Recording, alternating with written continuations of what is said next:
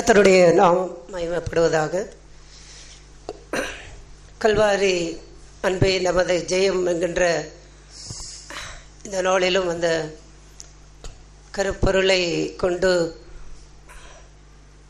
தேவனுடைய அன்பையும் நாம் அவரை அன்பு கூர்ந்து வாழுகின்ற வாழ்வையும் ஒருவரோடு ஒருவர் கொண்டு அன்பு கொண்டு வாழுகின்ற வாழ்வையும் நற்சுவிசேஷமாய் எல்லோரும் அதை கேட்டு அதை பின்பற்றக்கூடிய அந்த வாழ்வுக்குள்ளாக எங்களை வழிநடத்த சித்தங்கொண்டு ஆண்டவர் இந்த நாளிலும் அவர் எங்களோடு இடைப்பட்டு கொண்டிருக்கின்ற நாட்களிலும் அந்த இயேசுவின் மாறாத அந்த அன்பும் அவரை அன்பு கொண்டு வாழுகின்ற அந்த வாழ்க்கையை குறித்து நாம் லூக்கா எழுதிய சுவிசேஷத்திலே சுவிசேஷம் 7ஆம் அதிகாரத்திலே ஒரு பாவியான ஸ்திரீ சீமோன் என்கின்ற பரிசேயனுடைய வீட்டிலே ஆண்டவராய் இயேசு போஜனம் பண்ணிக்கொண்டிருக்கும் பொழுது அங்கு ஒரு பாவியான ஸ்திரீ வருகின்றாள். வந்து 7ஆம் அதிகாரம் 38வது வசனத்தை வாசிப்போம். அவருடைய பாதங்களின் அருகே பின்னாக நின்று அழுது கொண்டு அவருடைய பாதங்களை தன் கண்ணீரினால் நனைத்து தன் தலைமயிரினால் துடைத்து அவருடைய பாதங்களை முத்தம் செய்து பரிமள தைலத்தை பூசினாள். இங்கே பார்க்கின்றோம், இந்த ஸ்திரீ அவருடைய பாதத்தின் அருகே அழுது கொண்டு நின்றாள். சாதாரணமாய் ஒரு மனுஷரிடத்திலே போய் அழுவான். அதிகமாய் மனுஷரிடத்திலே போய் அழுவார்கள். தங்களுடைய நியாயத்திற்காய் போய் அழுவார்கள். தங்களுக்கென்று ஒரு துன்பம் வந்து விட்டால், ஒரு கஷ்டம் வந்து விட்டால், தங்களுக்கென்று ஒரு ஆபத்து வந்து விட்டால் வைத்தியரிடத்திலே போய் அழுவார்கள். இல்லாவிட்டால் அதிகாரிகளிடத்திலே போய் அழுவார்கள். இன்னும் பணம் படைத்த மனுஷரிடத்திலே போய் அழுவார்கள். இல்லாவிட்டால் தங்களுக்கு ஏதாவது தங்களுக்கு ஒத்தாசையாய் அங்கே ஆறுதலாய் இருக்கக்கூடிய மற்றவரிடத்திலே போய் அழுவார்கள். பெற்றோரிடத்திலே போய் பிள்ளைகள் அழுவார்கள். இல்லாவிட்டால் அங்கே ஒருவருக்கொருவர் தங்களுடைய வேதனைகளையும் தங்களுடைய கஷ்டங்களையும் தங்களுடைய துன்பங்களையும் எல்லாவற்றையும் சொல்லி அழுவார்கள்.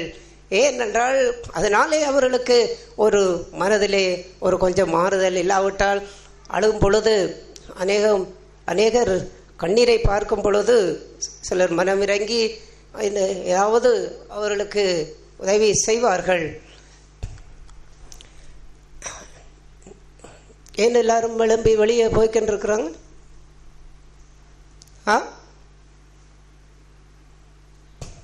எதற்காக?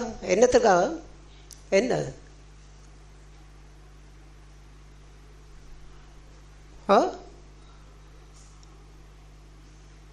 என்ன விளங்கல்? சரி சரி. அதை கதவை பூட்டி விடுங்க. இப்போ கேட்ட எழுத்து பூட்டி விடுங்க. மாடு வந்துன்னு இருந்தால் அதை பூட்டி விட்டுட்டு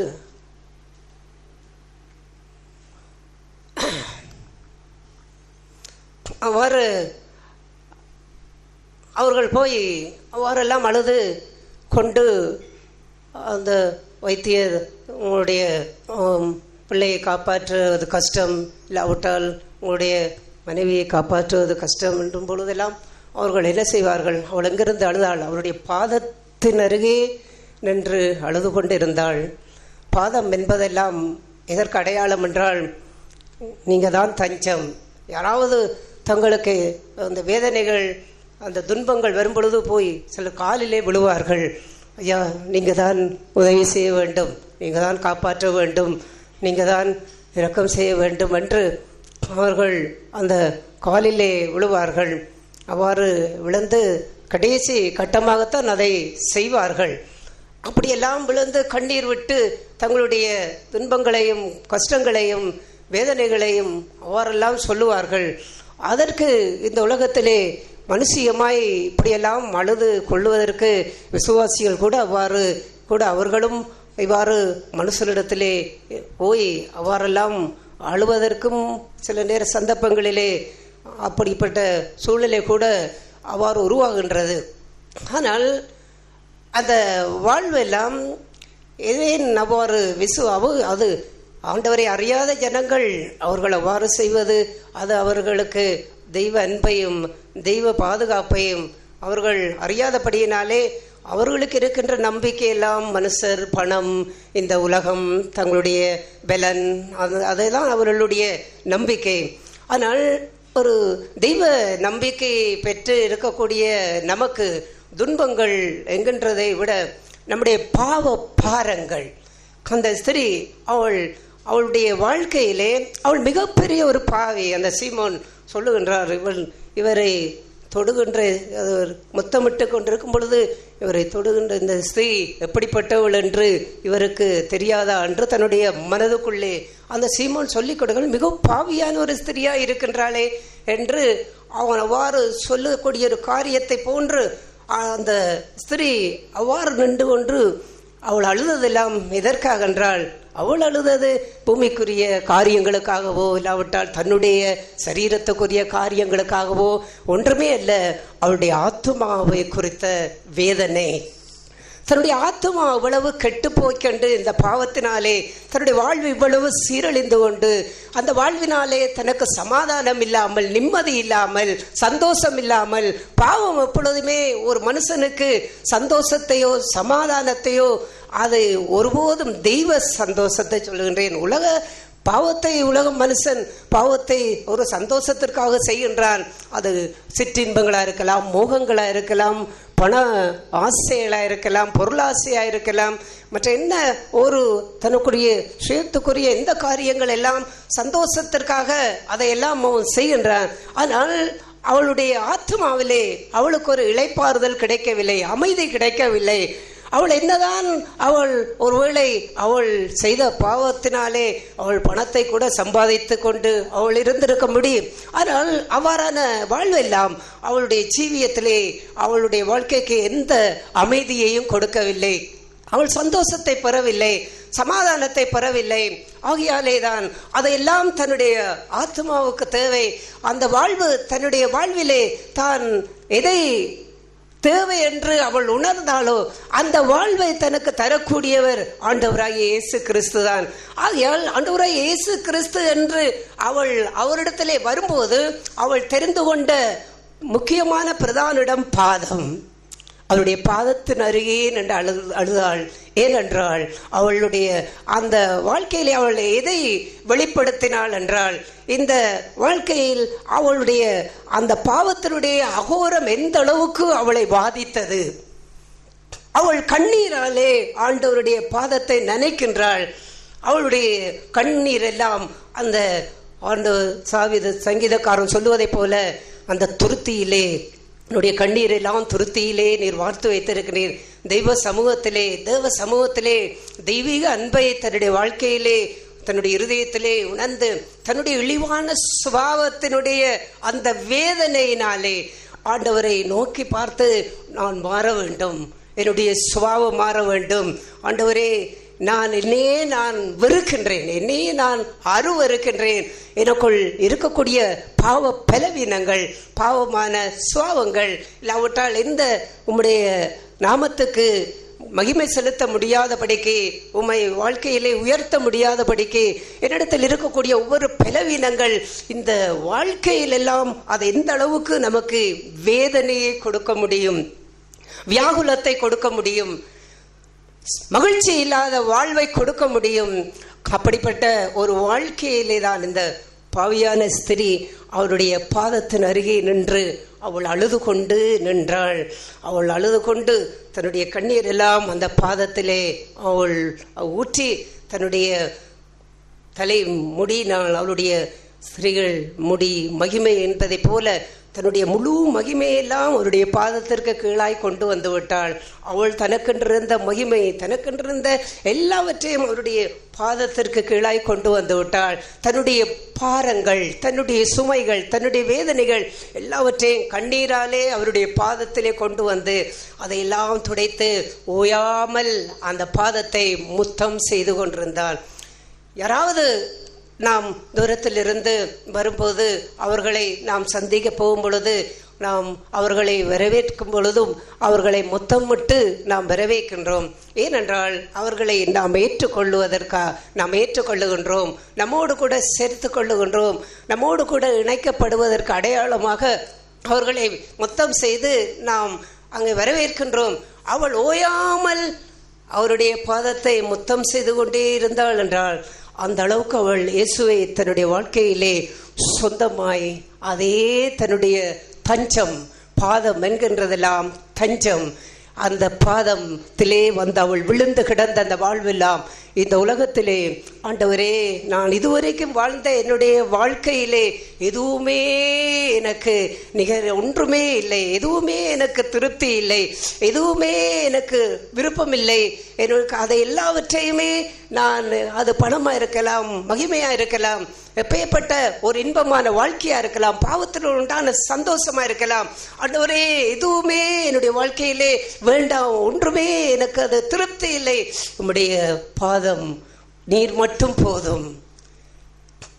அந்த வாழ்க்கையைத்தான் அவள், அந்த பாதம் என்பதெல்லாம் நீரே தஞ்சம், இனி நீர் மட்டும் போதும், உம்மை தவிர இனி எனக்கு ஒரு வாழ்வில்லை, உம்மை தவிர இனி நான் இந்த பூமியிலே வாழக்கூடிய ஒரு வாழ்க்கையை தேடி போகக்கூடிய ஒன்றுமே இல்லை. எத்தனையோ பாவ வழிகளுக்குள்ளே நான் சென்றிருந்தாலும் அந்த வாழ்வெல்லாம் இப்போது அவருடைய பாதத்திற்கு கீழாக ஆண்டவரிடத்திலே சரணடைந்தாள், அடிமையாய் சரணடைந்தாள். கர்த்தருடைய அந்த அன்பு அவ்வாறு சரணடைகின்ற அந்த வாழ்வை ஆண்டவர் சொல்லும் பொழுது அந்த சீமோன் இவ்வாறு அவன் சிந்திக்கின்றான், இவள் இப்படிப்பட்ட பாவி என்பது இவருக்கு தெரிந்திருந்தால் இவர் இவளை தொட விட்டிருப்பாரா என்று கேட்கும் பொழுது ஆண்டவர் கேட்டார், ஒருவனிடத்திலே 2 பேர் கடன் பட்டிருந்தார்கள், அந்த 2 பேரிலே ஒருவன் கொஞ்சம் பணம், ஒருவன் அதிக பணம் கடன் பட்டிருந்தான், இருவருக்கும் கடனை மன்னித்து விட்டான். அப்படி இருக்க எவன் அவரிடத்திலே அதிக அன்பாயிருப்பான்? அந்த கடன் கொடுத்த மனுஷனிடத்திலே இந்த கடன்பட்ட இருவரிலே எவன் அதிக அன்பாயிருப்பான் என்று கேட்கும் பொழுது யார் அதிகமாய் கடன் வாங்கி மன்னிக்கப்பட்டானோ அவன் தான் அதிக அன்பாயிருப்பான் என்று சொல்லும் பொழுது ஆண்டவர் அந்த சீமோனுக்கு பதில் சொல்லுகின்றார். அதை லூக்கா அதே 5ஆம் அதிகாரத்திலே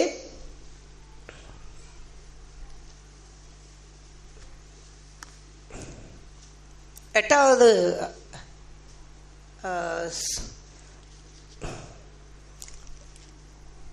இவ்வளவு என் பாதங்களை ஓயாமல்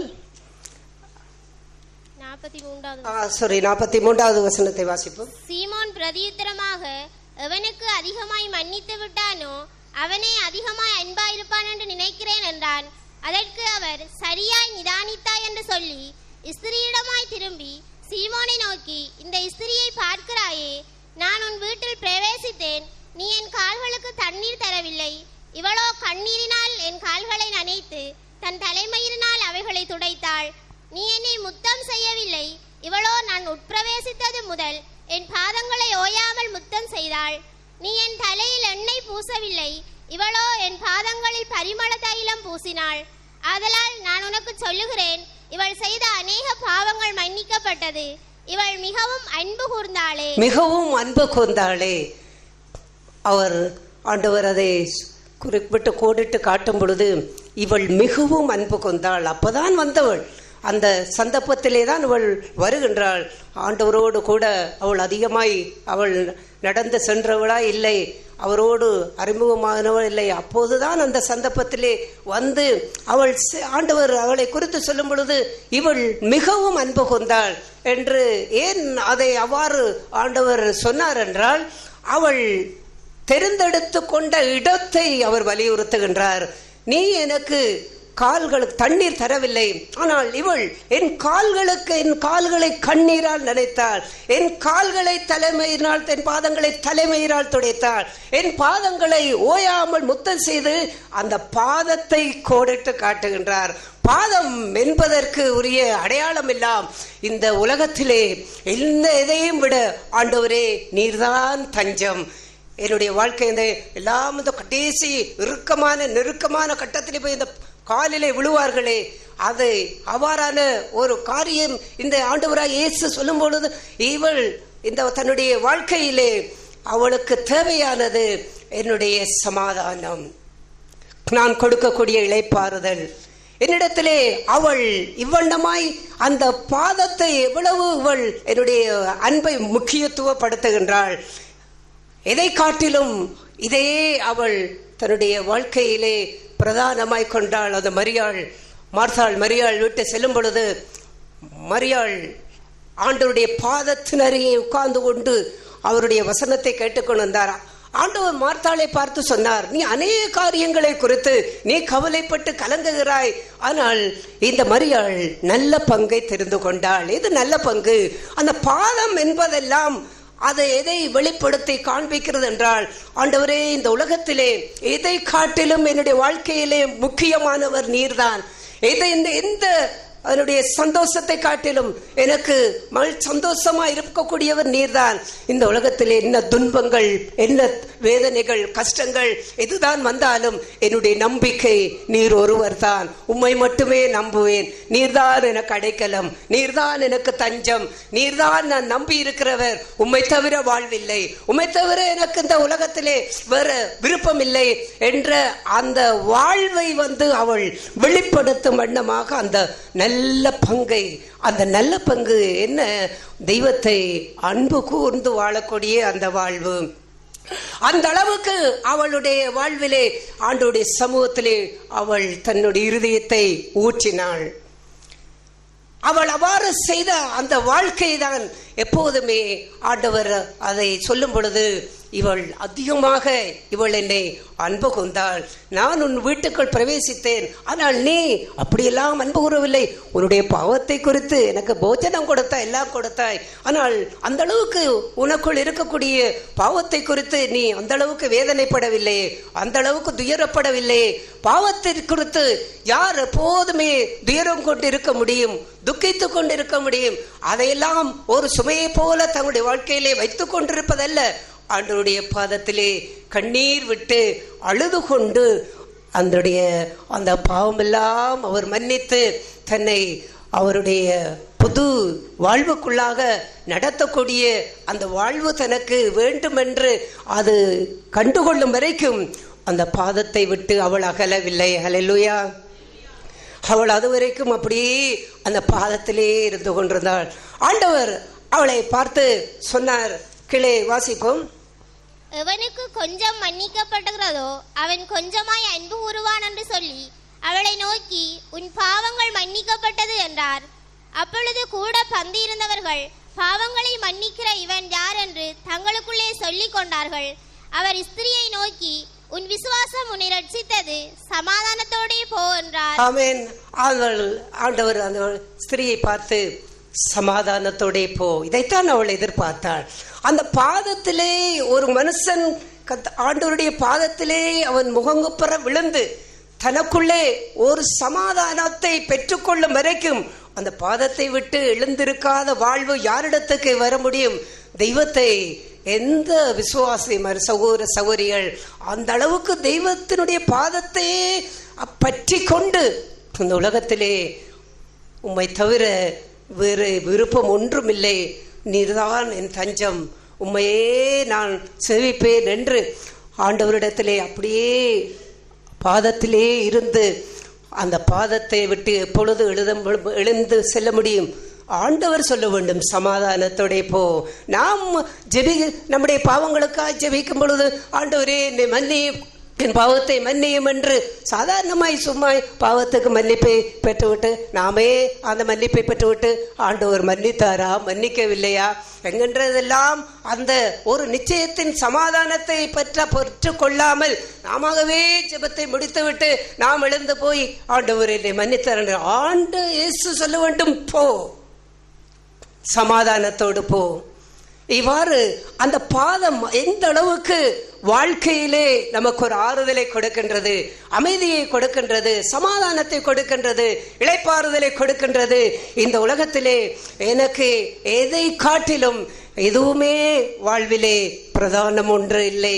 ஆண்டவரே, நீ உம்முடைய உம்மோடு கொண்டுள்ள உறவே எனக்கு வேண்டும், அதுவே என்னுடைய பேரின்பம். உம்முடைய சமாதானம் வேண்டும், உம்மோடு கொண்டுள்ள ஐக்கியம் வேண்டும். அதை என்னுடைய வாழ்க்கையில இழக்க செய்கின்ற எப்படிப்பட்ட ஒரு பாவ பலவீனங்களோ, உமக்கு பிரியமில்லாத இந்த காரியங்கள், அதை நாம் இந்த குடும்பங்களுக்கான கூட்டத்திலே சகோதரன் பேசினை போல் வேதனை உண்டாக்கும் வழிகள் அல்ல, அந்த வசனத்திலே வாக்கியத்திலே வேதனை உண்டாக்கும் வழிகள் என்று ஏதோ நிறைய பாவங்களையும் நிறைய தவறுகளையும் செய்து கொண்டு, வழிகள் என்றால் பன்மையிலே பாவத்தை பன்மையிலே செய்து கொண்டு இதெல்லாம் ஆண்டவரே வேதனைப்படுத்தி கொண்டிருக்கிறது என்று நினைத்தால் அது வேதனை அல்ல. நன்றாக நேசிக்கின்ற மனைவியை, நன்றாக அன்பு கூறுகின்ற கணவனிடத்தில், நன்றாக அன்பு கூறுகிற பெற்றோரிடத்தில், நன்றாக அன்பு கூறுகின்ற உறவுகள் சகோதரிடத்திலே அவர்களை வேதனைப்படுத்தும்படிக்கு 5 விஷயத்தை செய்து 10 விஷயத்தை செய்தால் அவர்கள் வேதனைப்படுவார்களா? இல்லாவிட்டால் அவர்களுக்கு ஒரு விஷயத்தை செய்தால் அவர்கள் வேதனைப்படுவார்களா? ஒரு விஷயத்தை செய்தால் அவர்கள் வேதனைப்படாமல் இருப்பார்களா? நன்றாக நேசிக்கின்றவர், நன்றாக அன்பு செய்வர்களுக்கு ஒரு விஷயத்திலே அவர்களுக்கு கொஞ்சம் மனத்தாங்கலாய் நடந்தால் அவர்கள் வேதனைப்படுவார்களா? இல்லையா? வேதனைப்படுவார்கள். அதுதான் அன்பினுடைய அந்த ஈர்ப்பு, அன்பினுடைய உறவு. ஆகையால் நிறைய தவறுகளை செய்துவிட்டு ஐயோ நான் வேதனைப்படுத்தி விட்டேன், என்னுடைய மனைவியை வேதனைப்படுத்தி விட்டேன் என்று சொன்னால் அது எல்லாம் வேதனை அல்ல. தெய்வத்தை வேதனைப்படுத்துவதற்கு வழிகள் அல்ல, வழி, வேதனை உண்டாக்கும் வழி ஒன்று. ஒரு காரியம், ஒரு விஷயத்தை கூட தன்னுடைய வாழ்க்கையிலே கர்த்தருக்கு பிரியமில்லாத ஏதோ ஒன்றை கூட தன்னுடைய வாழ்க்கையிலே வைத்துக்கொண்டு, இல்லாவிட்டால் தன்னுடைய இருதயத்திலே ஒரு கசப்பை வைத்துக்கொண்டு, தன்னுடைய சிந்தையிலே ஒரு கெட்ட சிந்தைகளை வைத்துக்கொண்டு, அவனுடைய பார்வையிலே ஒரு தகாத விதமான ஒரு தூய்மையற்ற பார்வையை வைத்துக்கொண்டு, அவனுடைய கைகளிலே ஒரு தூய்மை இல்லாத காரியங்களை வைத்துக்கொண்டு வழி ஒன்று கூட தன்னுடைய வாழ்க்கையிலே அது இருந்து விடக்கூடாது. ஏனென்றால் அது அந்த தெய்வ அன்பை தன்னுடைய வாழ்க்கையிலிருந்து அது தூரப்படுத்த ஆரம்பிக்கும், பிளவுபடுத்த ஆரம்பிக்கும். அதனுடைய வேதனைகளையும் அதனுடைய வலிகளையும் தாங்க முடியாத மனுஷன் ஒருவேளை அவ்வாறு ஒரு வழியை கூட அவ்வாறு அவன் தவறி விடும் பொழுது அவனுக்குள்ளே இருக்கின்ற வேதனைகளும் துக்கங்களும் துயரங்களும் அவனை எங்கே கொண்டு போகின்றது? அப்படியே அந்த பாதத்திலே கொண்டு போகின்றது. ஆண்டவருடைய பாதத்திலே விழுகின்றான். அவன் அந்த சந்தர்ப்பத்திலே எல்லாம் அந்த வேலை இருக்கின்றது, இந்த வேலை இருக்கின்றது, அங்கே போக வேண்டும், இங்கே போக வேண்டும் என்று அதையெல்லாம் அவன் சிந்திக்கவே மாட்டான். எல்லாவற்றையும் விட்டுவிட்டு அவனுக்கு சமாதானம் தேவை. ஆகையால் அந்த ஒரு விஷயத்தை தன்னுடைய வாழ்க்கையிலே சீர்படுத்துவதற்கு ஏதுவாக அந்த பாதத்திலே வந்து விழுந்து கிடக்கின்றானே, ஆண்டவர் அவ்வாறு அவன் வரும் பொழுது ஆண்டவர் இதை அவனுக்கு காட்டுகின்றார். இவனுக்கு இது பிரதானம், இவனுக்கு யார் முக்கியம்? அவர் பார்க்கிறார், இவன் என்னே வாழ்க்கையிலே பிரதானமாய் கொண்டு வாழுகின்றான், என்னுடைய அன்பையே பிரதானமாய் கொண்டு வாழுகின்றான். அவ்வாறான வாழ்க்கையிலே இருக்கும் பொழுதுதான் ஆண்டவர் சொல்வார், சமாதானத்தோடே போ. அவர் அனுப்ப வேண்டும், நாம சமாதானம் கிடைத்து விட்டது என்று எண்ணிக்கொண்டு போவதல்ல. அந்த சமாதானத்தோடு போகின்ற அந்த வார்த்தையை உள்ளத்திலே தேவ சமாதானத்தை அவன் அனுபவபூர்வமாகவே அவன் அதை கர்த்தருடைய சமூகத்தில் இருந்து அவன் பெற்றுக்கொள்ள முடியும். அவன் அதிலிருந்து எழும்பும் பொழுது பெரிய ஒரு பார சுமையை அவன் இறக்கி இளைப்பாறுதலோடு வருகின்ற அந்த வாழ்வு. அந்த காரியத்திலே அப்போஸ்தலனாகிய பேதுரு கூட ஆண்டவர் அவர்களை அழைக்கும் பொழுது, திரளான மீன்களை பிடிக்கும் பொழுது கூட அந்த சம்பவத்திலே கூட அதை லூக்காவிலே கூட நாம் வாசிக்கின்றோம். அந்த 5ஆம் அதிகாரம் 11ஆம் வசனத்திலே அதை பேதுரு உடனே என்ன செய்தார்? அவருடைய பாதத்திலே விழுந்தார். இயேசுவினுடைய பாதத்திலே விழுந்தார். பாதத்திலே யார் விழ முடியும்? பாதத்திலே விழும் பொழுது அப்போஸ்தலனாகிய பேதுரு என்ன வார்த்தை சொன்னார் தெரியுமா? என்ன வார்த்தை சொன்னார்? பாவியான மனுஷன் என்னை விட்டு அகன்று போக வேண்டும் என்று. அந்த பாதம் எப்போதுமே தன்னுடைய பாவ நிலைகளை ஒரு மனுஷன் அந்த அளவுக்கு அந்த அகோரத்தை வேதனையை வாழ்க்கையிலே காண வேண்டும். அப்படியே விழும் பொழுது அவன் தன்னுடைய பாவியான மனுஷன் என்னை விட்டு அகன்று போகும். ஆண்டவர் சொன்னார், பயப்படாதே, இது முதல் உன்னை மனுஷரை படிக்கிறவர் ஆக்குவேன். அதற்கு கீழே உள்ள வசனத்தை நீங்கள் வாசித்து பார்த்தால், என் பின்னே வாருங்கள் என்று சொல்லும் பொழுது எல்லாவற்றையும் விட்டு அவரை பின் சென்று போனார்கள். எல்லாவற்றையும் வெறுத்து எல்லாவற்றையும் விட்டு போனார். யார் எல்லாவற்றையும் வெறுக்க முடியும்? யார் எல்லாவற்றையும் விட முடியும்? பணத்தை யார் வெறுக்க முடியும்? பொருளாசையை யார் வெறுக்க முடியும்? தன்னுடைய சுயத்தை யார் வெறுக்க முடியும்? தன்னுடைய மாமிசத்தின் ஆசை இச்சைகளை யார் அதை சிலுவையிலே அறைய ஒப்பு கொடுக்க முடியும்? தன்னுடைய சுயமரியாதை, சுய கௌரவம், சுய பெருமை எல்லாவற்றையும் யார் வெறுக்க முடியும்? பாதத்திலே ஒரு மனுஷன் விழ ஆரம்பித்து விட்டால், அவனுடைய பாதமே தஞ்சம் என்று அவன் அவரை அன்பு கூற ஆரம்பித்து விட்டால், அவனால் மட்டும்தான் எல்லாவற்றையும் வெறுக்க முடியும். மற்றபடி அங்கே நீங்கள் உங்களே வெறுங்கள், உங்களுக்கு உண்டான வேலை வெறுங்கள் என்று எவ்வளவுதான் சத்தியங்களை கேட்டாலும் அது ஒன்றுமே வாழ்க்கையிலே செயல்படுத்த முடியாது.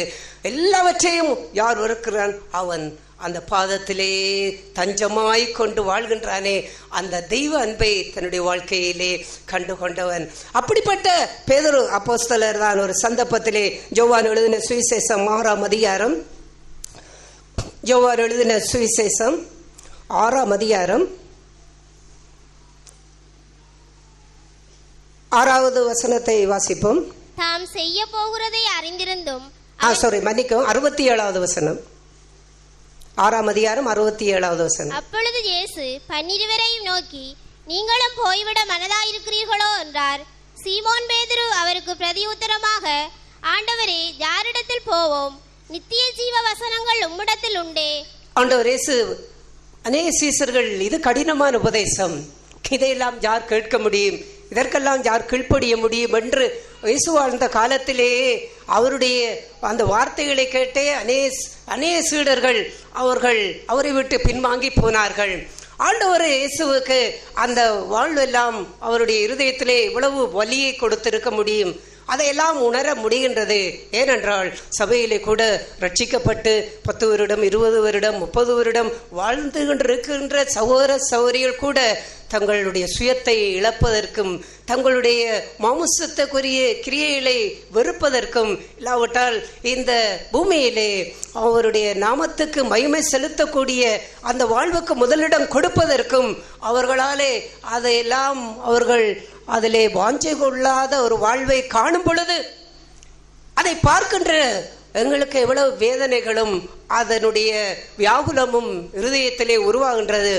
அவ்வாறெல்லாம் ஏன் இவர்கள் மாறவில்லை, ஏன் இவர்கள் இப்படியெல்லாம் அலட்சியம் ஆண்டவரை தேடாது இருக்கின்றார்கள், ஏன் இவர்கள் ஆண்டவரை சேவிக்குவதற்கு ஆர்வம் இல்லாமல் இருக்கின்றார்கள், அவருக்கு பயந்து வாழ ஏன் அவ்வளவு அக்கறை இல்லாமல் இருக்கின்றார்கள் என்றெல்லாம் அவ்வளவு உள்ளத்திலே குமரல்களும் கேள்விகளும்.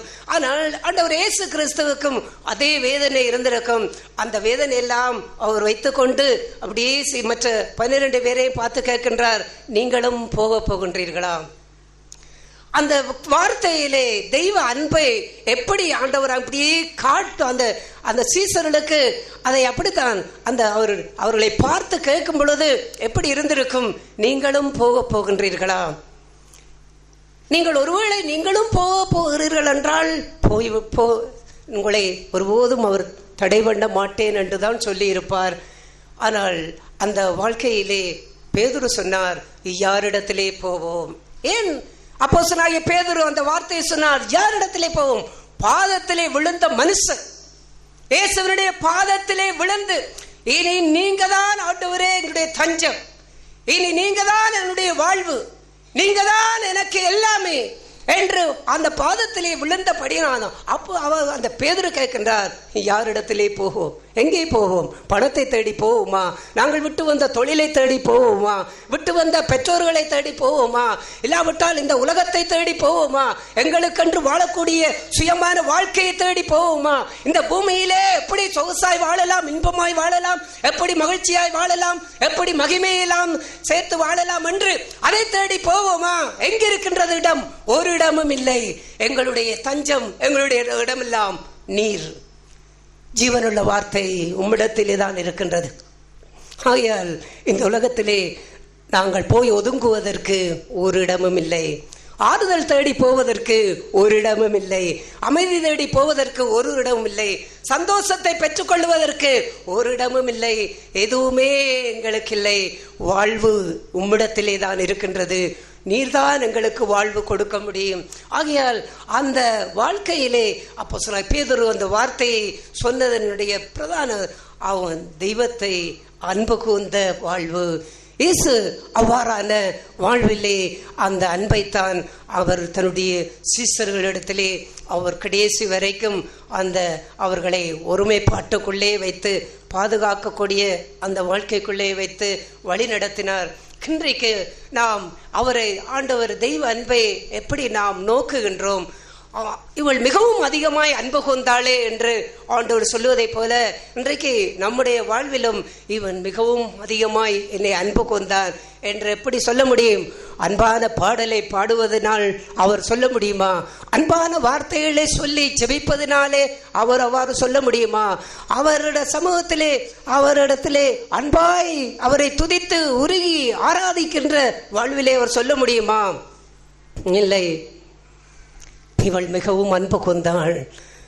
தன்னுடைய பாவத்தினுடைய இழிவான சுபாவத்தை கண்டு அந்த இழிவான சுபாவம் தன்னிடத்திலிருந்து முற்றுமாய் நீங்கி வேதனை உண்டாக்கும் வழி என்று சொல்லக்கூடிய ஒன்று கூட தன்னுடைய வாழ்க்கையிலே தன்னுடைய ஜீவியத்திலே இருந்துவிடக்கூடாது. அவ்வாறான வாழ்வையில் அதை பார்க்கும் பொழுது அந்த பாதத்திலே அருகே நின்று அழுது கொண்டு அதை ஓயாமல் முத்தம் செய்து அந்த சமாதானத்தை பெறும் வரைக்கும், இருதயத்திலே தேவ சமாதானத்தை பெறும் வரைக்கும், அந்த அன்பின் உறவிலே கட்டப்பட இணைக்கப்படக்கூடிய வாழ்வு வரும் வரைக்கும் அதை விட்டு விலகாத ஜீவியம் ஆண்டவராக சொல்ல வேண்டும், போ சமாதானத்தோடு போ. தெய்வம் நம்மோடு கூட வாழ முடியும், அவருடைய அன்பு நம்மோடு கூட இருக்க முடியும். இப்படி வாழும் பொழுது எந்த ஒரு அவருடைய சமூகத்திற்கு மகிமைக்கு புறம்பான ஒரு காரியத்தை கூட நாம் வைத்துக்கொண்டு வாழ முடியுமா? ஒரு நாள் கூட வாழ முடியாது, ஒரு மணித்தியாலும் கூட வாழ முடியாது, ஒரு நிமிஷம் கூட வாழ முடியாது. ஆனால் அப்படிப்பட்ட வாழ்வெல்லாம் மாதக்கணக்கு வருடக்கணக்கெல்லாம் வாழ்ந்து நாம் அப்படியெல்லாம் இருந்தால் தெய்வ அன்பின் உறவு நமக்கும் ஆண்டவருக்கும் இடையிலே எப்படி இருக்கின்றது? எது நம்முடைய இருதயத்தின் விருப்பம், எது வாஞ்சை, எது ஆசை? அந்த வாழ்விலே இந்த உலகத்திலும் இந்த பாடல் படித்ததை போல அவர் உம்மையன்றி, நீர் உம்முடைய விருப்பமன்றி இந்த பூமியிலே எனக்கு எதுவும் இல்லை, எல்லாமே நீர்தான் என்று அந்த பாதத்தை அவ்வாறு தஞ்சமாய் கொண்டு வாழ்கின்ற அந்த தெய்வ அன்பின் உறவு நம் எல்லோருக்குள்ளும் அது கட்டப்பட்டு வாழும் பொழுது அந்த வாழ்வுதான் மிகப்பெரிய ஒரு பாதுகாப்பையும் அவரோடு கொண்டுள்ள உறவையும் நம்முடைய வாழ்க்கையிலே கட்டி பாதுகாக்க முடியும். ஆண்டவர் இயேசு அந்த வாழ்விலே எங்கள் எல்லோரையும் ஆசீர்வதிப்பாராக. ஆமென். உங்கள் எல்லார் மத்தியிலும் இங்கே வந்து நிற்கிறது எனக்கு மிகுந்த மகிழ்ச்சி. எல்லாரையும் சந்திப்பதும், தேவன் அவருடைய ஜீவனுள்ள வார்த்தையை தந்ததுக்காக நான் ஆண்டவருக்கு நன்றி செலுத்துகிறேன். கிறிஸ்தவ ஓட்டம் முழுவதுமே சுவிசேஷமும் நற்செய்தியும் நிறைந்த ஒரு ஓட்டமாக தான் நமக்கு ஆண்டவர் அளித்திருக்கிறார். இது எதுவுமே வந்து ஒருவேளை அந்த சுவிசேஷ அந்த ஓட்டத்தில் நான் தோய்வுற்று இருப்பேன், ஆனால் அதற்கு காரணம் நான் அந்த ஓட்டத்தை தவறாக புரிந்து கொண்டிருக்கிறேன் என்றுதான் அர்த்தம். அப்பொழுது நான் வேதத்தை ஆராயும் பொழுதோ, ஆண்டவர் என்னிடத்தில் இடைப்படும் பொழுதோ, நான் தான் இதை தவறாக புரிந்திருக்கிறேன், என் பாதை இடுக்கமான பாதையாக இருந்தாலும் இந்த பாதையில் சமாதானமும் சந்தோஷமும் நிறைந்த ஒரு வாழ்க்கையை வாழ்வதற்காக தான் ஆண்டவர் என்னை அழைத்திருக்கிறார் என்று ஒரு உண்மையை அறிந்து கொள்ள முடியும். இன்னைக்கு கேட்ட மாதிரி இந்த காரியத்தை நாங்கள் வாலிபர் கூட்டத்தில் கூட தியானித்தோம். இன்னைக்கு பேதுருடைய அந்த சம்பவம், அவர் மேசியா வருவதை வந்து அவங்க ஆரம்பத்தில் என்ன நினைச்சிட்டு இருந்தாங்கன்னா, வந்து இந்த ரோம சாம்ராஜ்யத்தை எடுத்து போட்டு விடுவார் அப்படி என்று நினைச்சாங்க. உலகத்துக்கு ஏற்றபடியான ஒரு ராஜ்யத்தை நிலைநாட்டுவதற்காக மேசியா வருவார் அப்படின்னு தான் ஆரம்பத்தில் நினைத்து கொண்டிருந்தார்கள். ஆனால் ஆண்டவரோ அப்படி இல்லை, பரலோக ராஜ்யத்தை எல்லோருக்கும் கொடுக்க வந்தார். இந்த பூமியில் வாழும் வரைக்கும் நரக வாழ்க்கை, அதுக்கப்புறம் அப்புறம்தான் பரலோகமோ அப்படி என்று உலகத்துல சொல்லுகிற அறியாமையினால சொல்லக்கூடிய காரியம் அல்ல. ஆண்டவர் இங்கிருந்தே இந்த பரலோக ராஜ்யத்தின் ஜீவியத்தை நம்ம எல்லோருக்குமே அருள்வதற்காக தான் வந்தார். அதுதான் இன்னைக்கு நம்ம கேட்டோம், இந்த சமாதானம், நீ சமாதானத்தோட போ அப்படின்னு சொல்லக்கூடிய காரியம். எல்லாருமே ஒரு உண்மையை நேசிக்கக்கூடியவராங்களா இருந்தா உலகம் எந்த விதத்திலையும் நமக்கு சமாதானத்தை கொடுக்கறது இல்லை, மாறாக இருக்கிற சமாதானத்தை உருவி கொண்டு போகிறதாக தான் இருக்குதுன்றத எளிதாக ஒப்புக்கொள்ள முடியும். எந்த வயதானவராக இருந்தாலும் சரி, ஒரு வாலிபத்தை எட்டின ஒருவன் வாலிபத்திலிருந்தே சொல்ல முடியும், இந்த வாழ்க்கையில எதுவுமே எனக்கு சந்தோஷத்தையும் சமாதானத்தையும் தருகிறது இல்லை, மாறாக என்னுடைய பாவ பாரம் தான் எனக்கு கூடிக்கொண்டே போகுதுன்றது. அப்படிப்பட்ட ஒரு இடத்துல இருந்து ஆண்டவர் பரலோக ராஜ்யத்தின் ரகசியங்களை நமக்கு வெளிப்படுத்த ஆரம்பிக்கிறார்.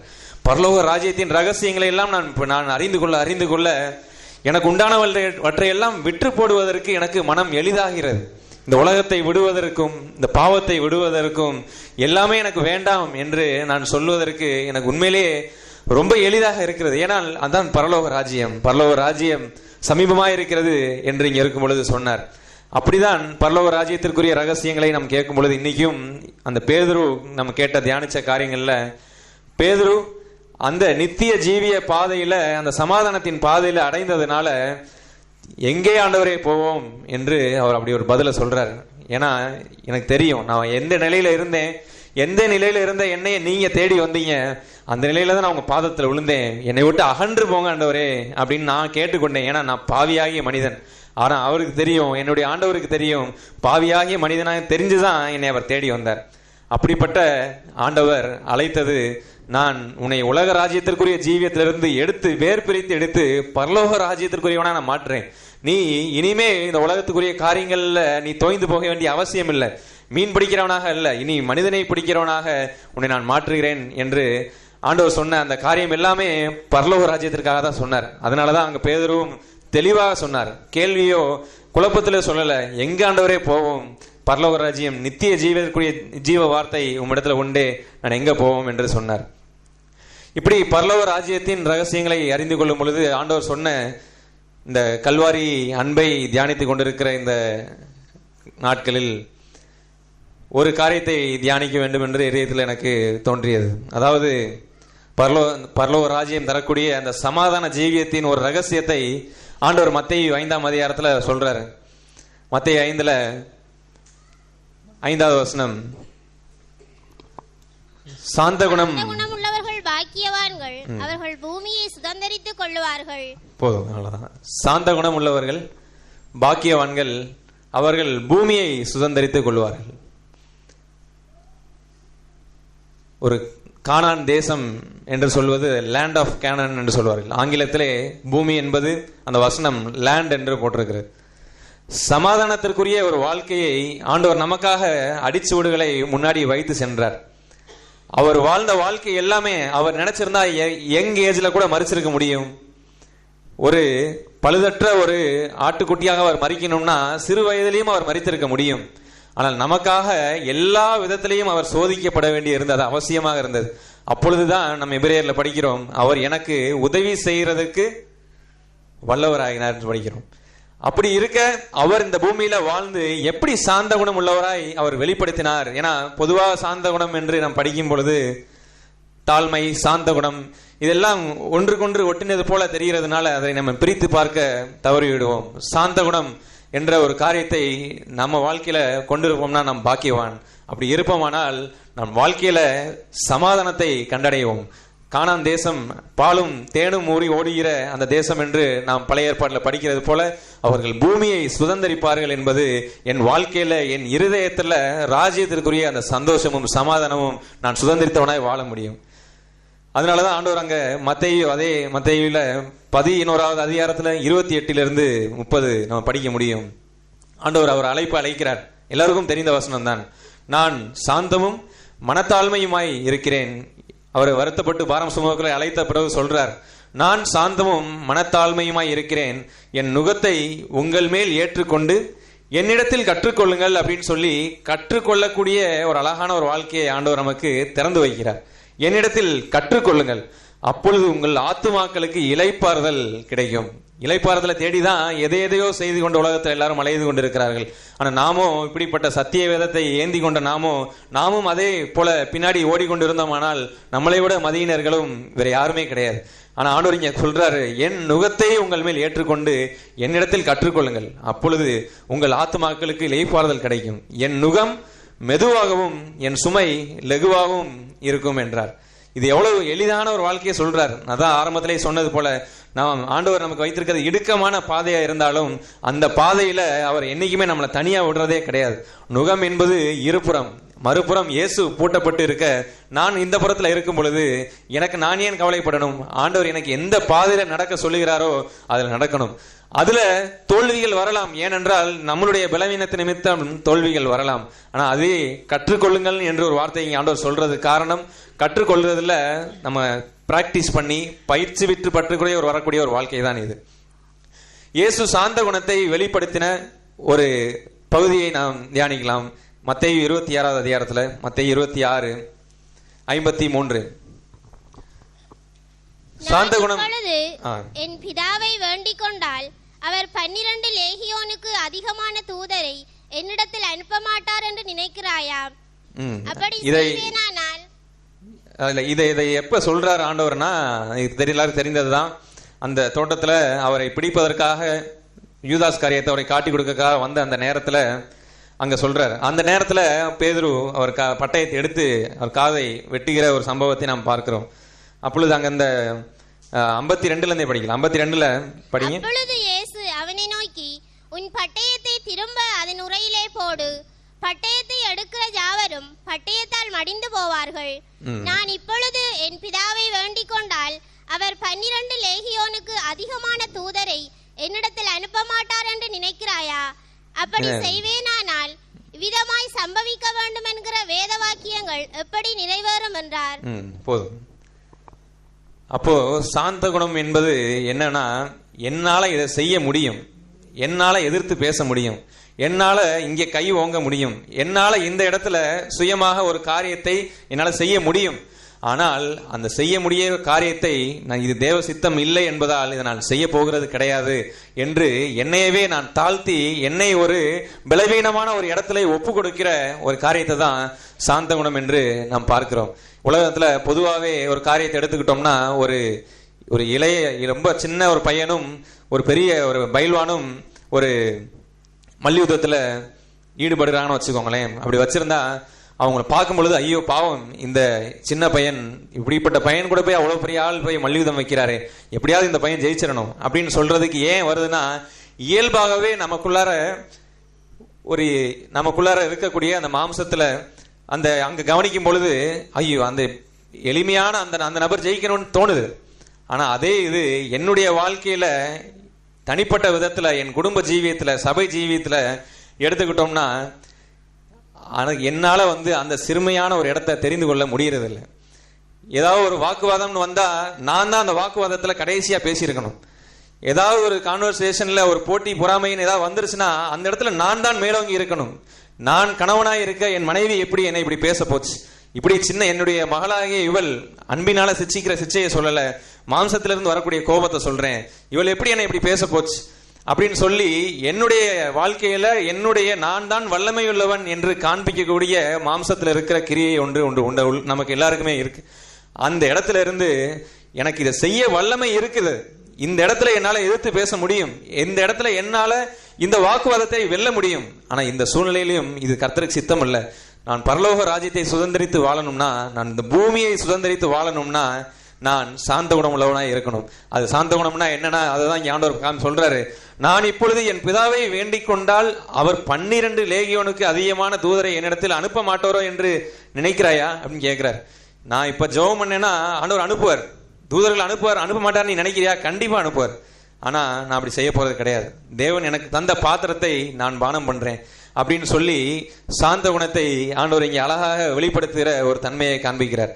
இப்படி நம் வாழ்க்கையிலையும் சரி, குடும்ப ஜீவியத்துல, எஸ்பெஷலா குடும்ப ஜீவியத்துல நான் சாந்த குணத்தை வெளிப்படுத்துற ஒரு இடத்துல இருக்கும் பொழுது, நான் அந்த இடத்துல நான் பலவீனனா இருக்கட்டும் அப்படின்னு நான் என்னை வெளிப்படுத்தி என்னை நான் தாழ்த்தி என்னை ஒப்பு கொடுக்கும் பொழுது, தேவன் என் இதயத்துல சமாதானத்தை தருகிறவராய் இருக்கிறார்.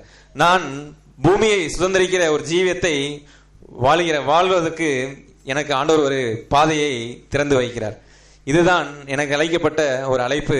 ஆண்டவர் இந்த இடத்துல ஒரு இடத்துல கூட பாவம் செய்யாது. ஏன்னா உங்களுக்காகவும் எனக்காகவும் அவர் ஒரு பழுதற்ற ஆட்டுக்குட்டியாக சிலுவையில் அறையப்பட்டால்தான் எனக்கு இப்ப ரட்சிப்பு என்று நாம் நிக்கிறதுக்கு.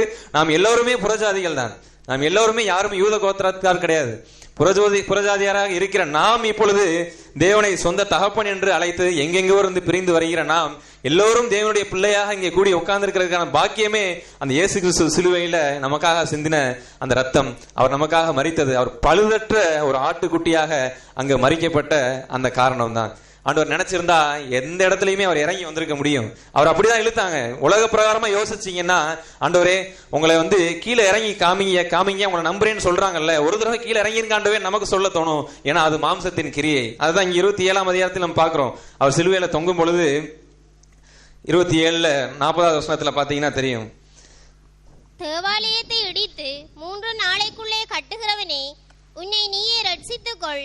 நீ தேவனுடைய குமாரனானால் சிலுவையிலிருந்து இறங்கி வா என்று அவரை தூசித்தார்கள். நீ தேவனுடைய குமாரன் தான், சிலுவையிலிருந்து இறங்கி வா அப்படின்னு சொல்லி தூசிக்கிறாங்க. அடுத்து அப்படியே பிரதான ஆசாரியரும் வேதபாரரும் மூப்பரும் பரியாசம் பண்ணி மற்றவர்களை ரட்சித்தான், தன்னைத்தான் ரட்சித்துக் கொள்ள திராணி இல்லை.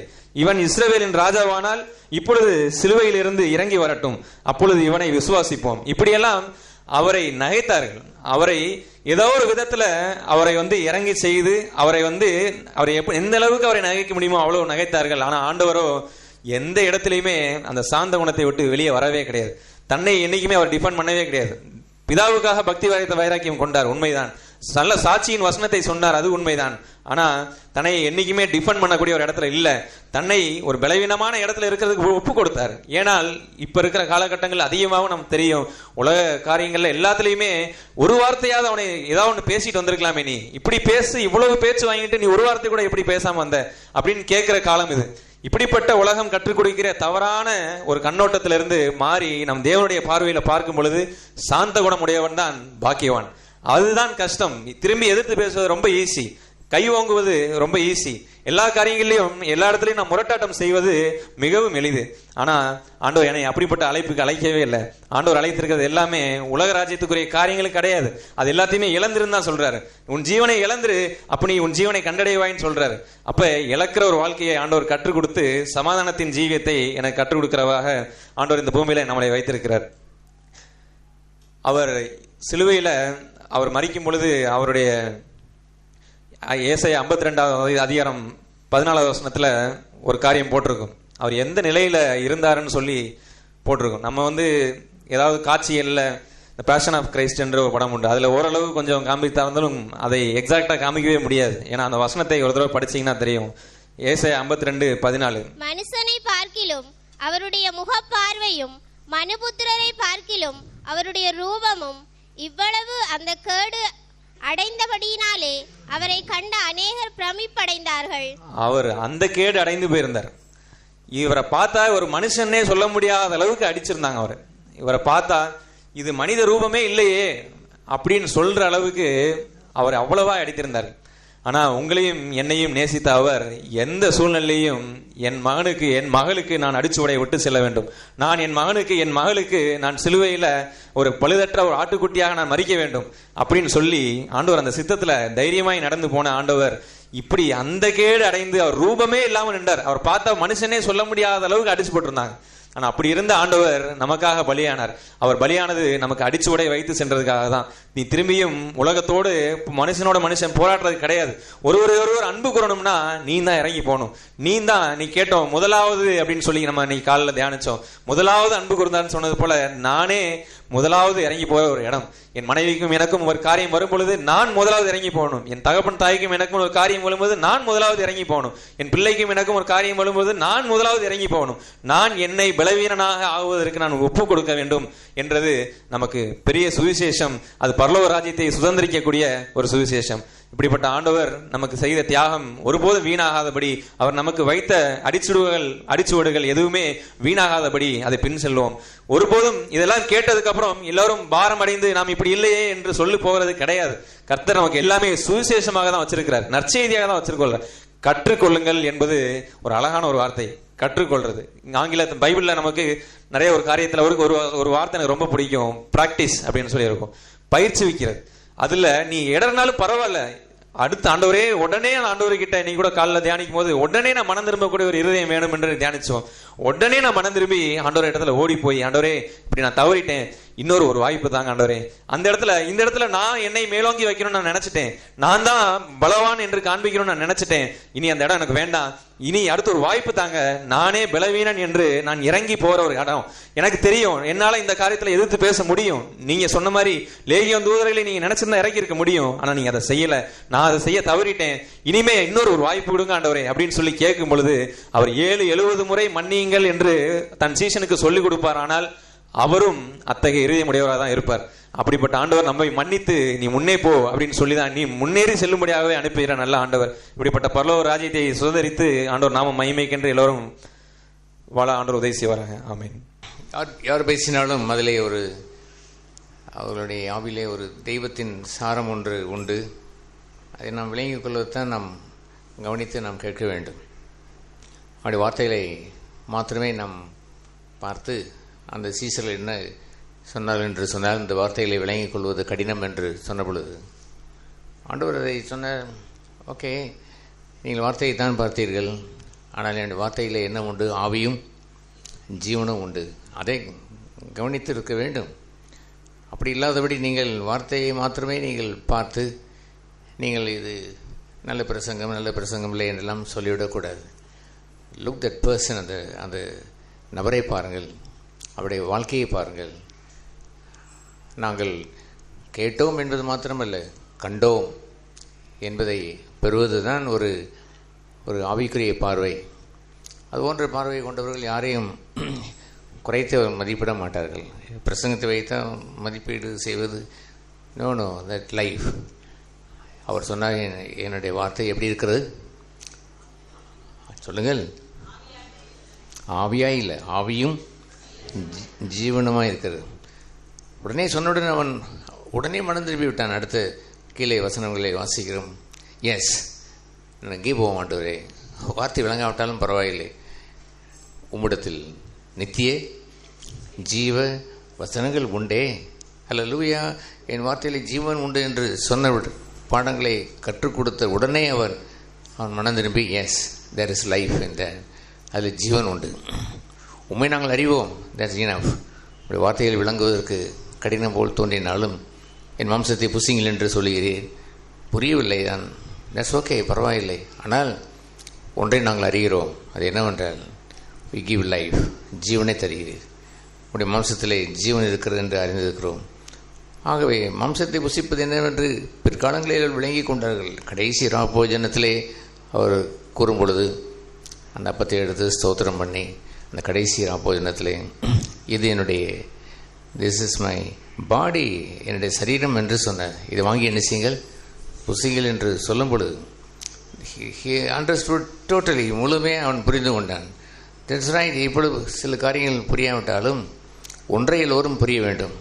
அது என்ன புரிய வேண்டும் என்று சொன்னால், பேசுகிறவரை குரலை கேட்கிறோம், அதற்கு பின்னால் ஒரு ஆவியும் ஜீவனும் இருக்கிறது என்பதை அறிய வேண்டும்.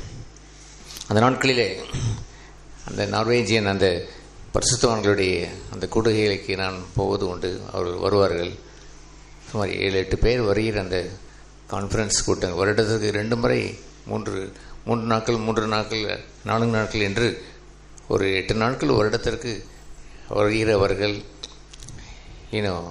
Wonderful thing. அவர்கள் அந்த ஒரு 8 வருடம் நாங்கள் அந்த கான்ஃபரன்ஸ் நான் போய் வருவது உண்டு. அவர்கள் நார்வே பாஷையில் தான் பேசுவார். ஒரு அமெரிக்கன் ஆங்கிலத்திலே டிரான்ஸ்லேட் பண்ணுவார், டோனி என்பவர் ஒரு டிரான்ஸ்லேட் பண்ணுவார். நார்வே பாஷை கேட்டால் தியாம்பூ துவாக்கா தூப்பு தாப்பி தாப்பு தூப்பு என்று தான் பேசுவார். நார்வே பாஷை அப்படி தான் இருக்கும். டோனி பேசுவார், அவர் God made the world, he is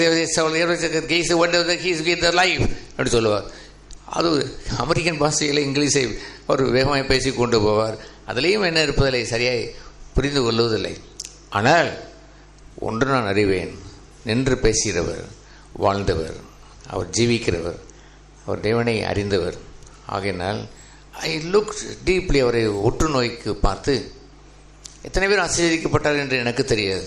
but I was blessed by their life.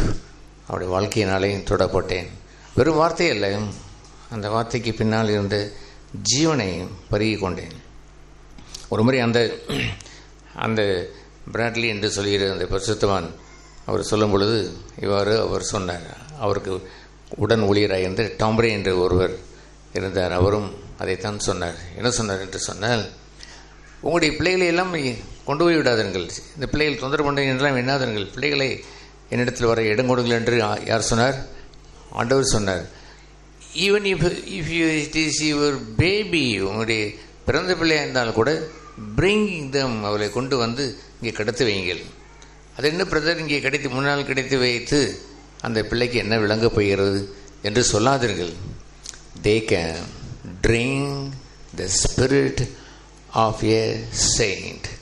ஒரு பரிசுத்தவானுடைய ஆவியை பருக முடியும். பாலகர்களுக்கு புரியக்கூடியது ஒன்று, ஞானிகளுக்கு புரிவதில்லை.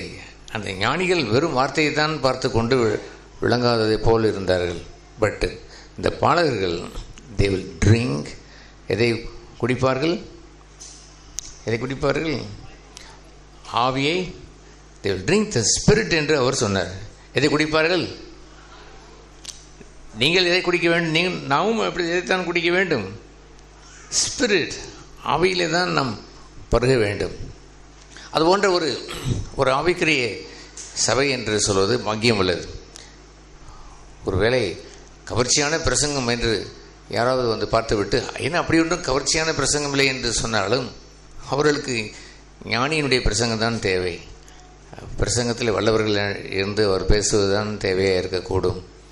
பட் எ சைல்டு, நல்ல இருதயம் கொண்டவர்கள், குழந்தைக்கு நல்ல இருதயம் இருக்கும், ஞானிக்கு நல்ல மண்டையில் அறிவு இருக்கும்.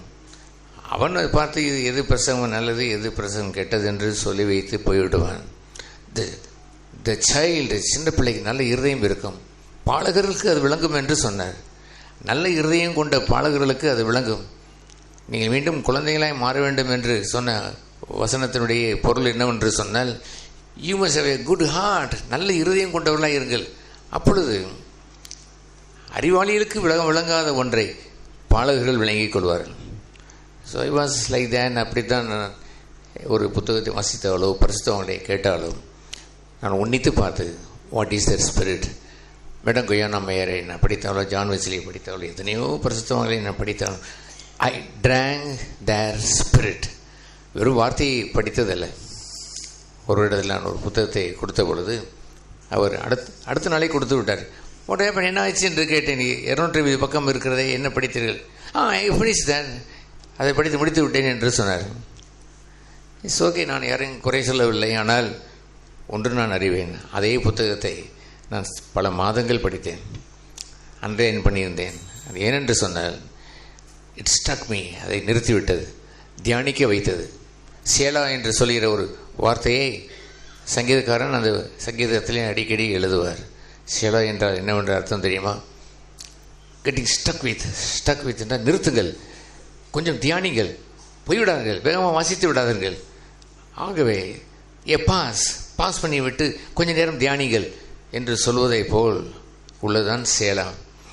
அதுபோல் that should be in taking அந்த ஆவியை பருகுவதற்கு ஒரு நேரம் வேண்டும். நீங்கள் சிறு பிள்ளைகளைப் போல பாலை குடிக்கிறவர்களாக இல்லாமல் நீங்கள் கடின ஆகாரத்தை புசித்து பூர்ணராகும்படி வளருங்கள் என்று எழுதியிருக்கிறது. அது ஏன் எப்படி எழுதியிருக்கிறது? பாலை கடை என்று குடித்து விட்டு போவது என்பது வேறு. அந்த பிரியாணி அல்லது சிக்கன் மசாலா அல்லது ஏதோ ஒன்று அந்த போன்லெஸ் சிக்கன் என்று வருகிறதே, அதெல்லாம் கடித்து மென்று சுவைத்து சாப்பிடுவதற்கு கொஞ்சம் நேரம் வேண்டும் அல்லவோ? சுவைத்து சாப்பிடுகின்ற ஒன்றாய் இருக்க வேண்டும் என்பதுதான் அந்த எபிரேயர் 5ஆம் அதிகாரத்திலே சொல்லப்பட்ட பூர்ண வயது உள்ளவர்களுக்கு அந்த ஆகாரம் பொருந்தும் என்று சொல்வார். நீங்களோ இன்னும் பாலை குடித்து கொண்டு இருப்பதை போல் இருப்பது சரிதானா? கொஞ்சம் நிறுத்தி, கொஞ்சம் நிதானமாய் கவனித்து பார்த்து உற்று நோக்கி, நாங்கள் அந்த வார்த்தைகளை கேட்டோம், உற்று நோக்கி கண்டோம், அதை தொட்டோம், அதை புழங்கினோம், அந்த ஜீவன் வெளிப்பட்டது. என்பதுதான் கிறிஸ்தவ வாழ்க்கை. ஒரு கிறிஸ்தவ சபையிலே அமர்ந்திருக்கிற நீங்கள் யாவரும் ஆவிக்குரியவர்களாக இருக்க வேண்டும் என்றால் யூ லுக் த ஸ்பிரிட் தேர். அந்த ஆவியை கவனிங்கள். அந்த ஆவியிலே பொதிந்திருக்கக்கூடிய ஒரு வார்த்தை என்று சொல்வது, நான் பேசுகிற வார்த்தைகள் ஒரு 2-3 பிரசங்கள் என்று இருந்துவிட்டு போகட்டும். ஆனால் I lived a life for more than, ரட்சிக்கப்பட்ட காலம் வரைக்கும் நான் சொல்வேன் என்று சொன்னால் 56 வருடம் தேவனோடு ஒட்டி உறவாடி வாழ்ந்த அந்த வாழ்க்கை அல்லவோ, அந்த வாழ்க்கையினுடைய சாரத்தை கேட்சிட்டு அதை பற்றி கொள்ளுங்கள். சில புத்தகங்களை நாம் இங்கே கொடுக்கிறோம். அந்த புத்தகங்களை சும்மா வாசித்து விட்டு போட்டு விடாதீர்கள். நிறுத்தி நிதானமாய் படித்து அதில் இருக்கக்கூடிய சாரத்தை அந்த அம்மையார் அல்லது அந்த பரிசுத்தவான் என்ன சொல்கிறார் என்பதை அந்த ஆவியை தொட்டு விடுங்கள், ஜீவனை தொடுங்கள். That is a wonderful thing. இயேசுனுடைய ஜீவன் 33 ஆண்டு காலம் இல்லை. ஆதி முதற்கொண்டு பிதாவோடு இருந்தவர், பிதாவோடு பழகியவர், பரலோகத்தை அறிந்தவர். தேவனுக்குரியதை மனுஷன் அறியவில்லை, அவர் அறிந்தவர். அவர் வந்து ஒன்றை பேசினார் என்று சொன்னால், ஏதோ எனக்கு மத்திய மார்க் லூக்கா யோவான் எல்லாம் எனக்கு அத்துப்படி எல்லாம் படித்து விட்டேன் என்று சொல்லுவதற்கு அல்ல. அதை கேட்டார்கள், நோக்கினார்கள், அதை அவர்கள் தொட்டார்கள், புழங்கினார்கள் என்று வரும்பொழுதுதான் அந்த ஜீவன் அவர்களுக்குள் வெளிப்பட முடியும்.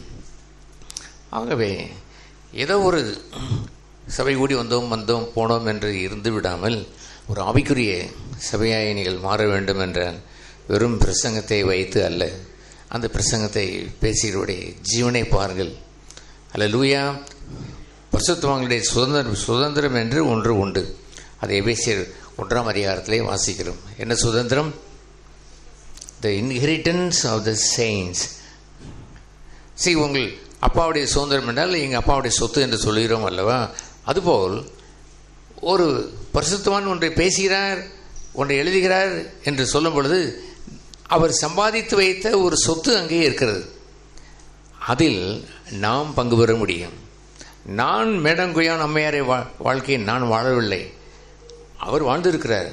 அந்த ஜீவனை நான் கண்டடைந்து அவரை போலவே அந்த ஜீவன் ஒன்றே ஒன்று தான், அது இயேசுவின் ஜீவன். அந்த ஜீவனை நான் பருகி அந்த வாழ்க்கையை நான் பெற்றுக்கொள்கிறேன். அல்லேலூயா. Look into the person. நபரை பாருங்கள். சாதாரண சகோதரர்களாக இருந்தால் கூட, இஃப் தேர் காட்லி பிரதர், ஒரு பக்தியுள்ள சகோதரனாய் இருந்தால், அவர் சபையிலே அன்பும் ஒழுக்கமும் பண்பும் நிறைந்த ஒரு சகோதரனாய், அவர் பயபக்தி கொண்ட சகோதரனாய் இருந்தால், when he speaks something ஒன்றை பேசுவார் என்றால், அதுவும் புல்பிட்டிலே வந்து கொஞ்சம் பேசுவார் என்றால் வெறும் வார்த்தையே அல்ல. Carefully look into their spirit. அவள் ஆவியிலையும் கவனிங்கள். அதற்காக பேச வருகிறவர்கள் எதையாவது பேசலாம், படபட என்று யாருக்கும் விளங்காதபடி பேசிக்கொண்டு போகலாம் என்பதும் இல்லை. அதை நான் சொல்ல வரவில்லை. எப்படி வேணாலும் பேசட்டும் என்று நான் சொல்ல வரவில்லை. கேர்ஃபுல்லாய் பேச வேண்டும். எல்லோருக்கும் தெளிந்த புத்தியோடு அதை சொல்லி அதை விளக்கி சொல்ல வேண்டும். என்ன சப்ஜெக்டும் அதை சொல்ல வேண்டியதை 5 கல்லை எடுத்தாலும் 1 கல்லை எடுத்தாலும் அது வல்லமை உடையதாய் அது இருக்க வேண்டும். It must reach the mark. போக வேண்டிய இடத்திற்கு சரியாக அதை போய் சேர வேண்டும் என்றெல்லாம் ஒரு பாரத்தை வைத்திருந்திருக்க வேண்டும். எதையோ பேசிவிட்டு வருவோம் என்றும் எண்ணிவிடக்கூடாது. பட் அதே சமயம் கேட்கிறவர் எப்படி இருக்க வேண்டும்? என்னத்தை பேசினார் என்று தள்ளிவிடக்கூடாது. ஏதோ ஒரு புத்தகம் 1 மணி நேரத்தில் படித்து முடித்து விட்டேன் என்று போய்விடக்கூடாது. நீங்கள் படிக்கிற அந்த புத்தகத்தில் என்ன செய்ய வேண்டும்? புத்தகத்தை கேட்டோம், அப்புறம் என்ன செய்தோம்? கண்டோம். வெறும் காண்டது மாத்திரமல்ல, நோக்கினோம். இயேசு கிறிஸ்துவை நோக்கி பார்த்தேன் என்று இருக்கிறது. அதுபோல் உற்று நோக்கி பார்த்தோம். அந்த ஜீவனை கண்டு தொட்டோம், புழங்கினோம். அந்த ஜீவன் எங்களுக்கும் வெளிப்பட்டது என்பதாய் இருக்க வேண்டும். ஹல்லேலூயா. ஹல்லேலூயா. எஸ். தூக்கம் வந்து இப்போ வந்து விட்டது, வரல தானே? நல்ல அலையிலே சொல்லுங்கள். எஸ். ஜீவனில் தேவனுடைய சபையில் எப்பொழுதும் இருக்க வேண்டிய ஒரு பகுதி என்னவென்று சொன்னால் உற்சாகம். உற்சாகத்தின் ஆவி என்னை தாங்குபடி செய்யும் என்று சங்கீதக்காரன் சொல்லுவார். சபையில் இருக்கக்கூடிய எல்லோரும் எப்படி இருக்க வேண்டும்? உற்சாகமாக இருக்க வேண்டும். இந்த சிறு பிள்ளைகளாக இருந்தாலும் ஏதாவது நல்ல புத்தகங்களை வைத்துக்கொண்டு ஏதாவது செய்திருக்க வேண்டும். என்னத்தையோ படத்தை வரைந்து கொண்டு பொழுதை போக்கிக் கொண்டு இருந்து விடக்கூடாது. கர்த்தருக்கேற்ற உற்சாகத்தை கொஞ்சமாவது அந்த பிள்ளைகள் பெற்றிருந்திருக்க வேண்டும். நீங்களும் இப்படி பிள்ளைகள் பெற்றிருக்கும்படி செய்ய வேண்டும். ஒரு வாலிப பிள்ளை கூட எதையாவது செய்து பொழுது நோ டோன்ட் டூ தட், கவனி என்று சொல்லிக் கொடுக்க வேண்டும். அப்படி இருந்தால்தான் அவர்கள் எப்படி இருப்பார்கள்? உற்சாகமாய் இருக்க முடியும். ஆகவே ஜீவனில் தேவனுடைய சபையிலே தங்கியிருக்க வேண்டியது என்னவென்று சொன்னால், அந்த ஆரோன் தலையிலே விழுந்த தைலத்தை போல் கொஞ்சம் ஒரு சென்ட் போட்டால் கூட அந்த ஆள் பக்கத்தில் உட்காரும் போல ஆசையாக இருக்கும். உட்கார்ந்தால் என்ன அடிக்கும்? கமகமகம் என்று வாசனை அடிக்கும். எல்லாருமே உடம்பிலிருந்தும் வேர்வை நாற்றம் வரும் பொழுது ஒரு சென்ட் போட்டு வந்தால் எப்படி இருக்கும்? அதுபோல் எப்படி உற்சாகம் இருக்க வேண்டும்? ஆரோன் தலையிலே விழுந்த அந்த தைலத்தை போல், நிறைய பரிமள தைலத்தை போல் வருவதை போன்ற உற்சாகத்தை வைத்திருக்க வேண்டும். சபைக்கு வரும் பொழுதெல்லாம் தேர் இஸ் அரோமா தேர். அந்த வீடு முழுவதும் மணந்தது என்று எழுதியிருக்கிறது. அந்த சபை முழுவதும் மணந்தது என்று இருக்கிறதே, அது எப்படி இருக்க வேண்டும்? மை ஆஃபரிங் ஆஃப் எந்தூசியாசம், என்னுடைய உற்சாகத்தை நான் காணிக்கையை கொடுத்திருக்க வேண்டும். உங்களுடைய டல்னஸை கொண்டு வந்து காணிக்கை போட்டுவிடக்கூடாது. நான் தான் காசு போடுகிறேன் என்பது அல்ல. போட்டி ஒரு எந்தூசியாசம் உங்களுடைய வாழ்க்கையிலே, உங்களுடைய சபையிலே ஆர்வத்தையும் அந்த பரவசத்தையும் கொண்டு வந்து தாருங்கள். நான் சொல்கிறேன் கேளுங்கள். நான் ரட்சிக்கப்பட்ட நாள் தொடங்கி தரையில் தான் உட்கார்ந்திருப்பேன். காலை மடக்கினால் அதை காலை நீட்டுவதற்கு கூட பயப்படுவேன். கடவுளுக்கு பக்தி இல்லாமல் போய்விடுமோ என்று மடக்கி இருப்பேன். யூரின் வந்தால் எழுந்து போவதில்லை, என்ன வந்தாலும் போவதில்லை, அடக்கி இருப்பேன். அதற்கு பிறகு பார்ப்போம் என்று தான் இருப்பேன். அது மாத்திரமல்ல, பிரசங்கி பேசும் பொழுது அவருடைய கண்ணையே நான் பார்த்து கொண்டே இருப்பேன். வேறு எதையும் பார்த்து அவர் பூட்ஸ் கால் எப்படி இருக்கிறது, அவருடைய டை எப்படி இருக்கிறது, அவர் முடி எப்படி இருக்கிறது என்று கூட நான் பார்ப்பதில்லை. அவருடைய வாயவே நான் பார்த்து கொண்டிருப்பேன். அதெல்லாம் ஏன் என்று சொன்னால், எந்தூசியாசம் குறைந்து விடக்கூடாது, அந்த உற்சாகம் குறைந்து விடக்கூடாது, வேறு எதையும் நான் பார்த்து டைவர்ட் ஆகிவிடக்கூடாது. அதுபோன்ற ஒரு ரெவரன்ஸும் சபையில் கூட எல்லோருக்கும் இருந்தது என்று சொன்னால், இந்த சபை வெகு சீக்கிரத்திலே நல்ல ஆவிக்குரிய சபையம் மலர்ந்து அது மனம் வீசக்கூடிய சபையம் மாறிவிட முடியும். ஹல்லேலூயா. ஆகவே இந்த கேட்ட நீங்கள் இந்த வசனங்களிலே அந்த மனுஷனுடைய பாவங்கள் 50 என்ன எழுதியிருந்தது லுக்கா அந்த 7ஆம் அதிகாரத்திலே அதை நாம் பார்க்கிறோம்.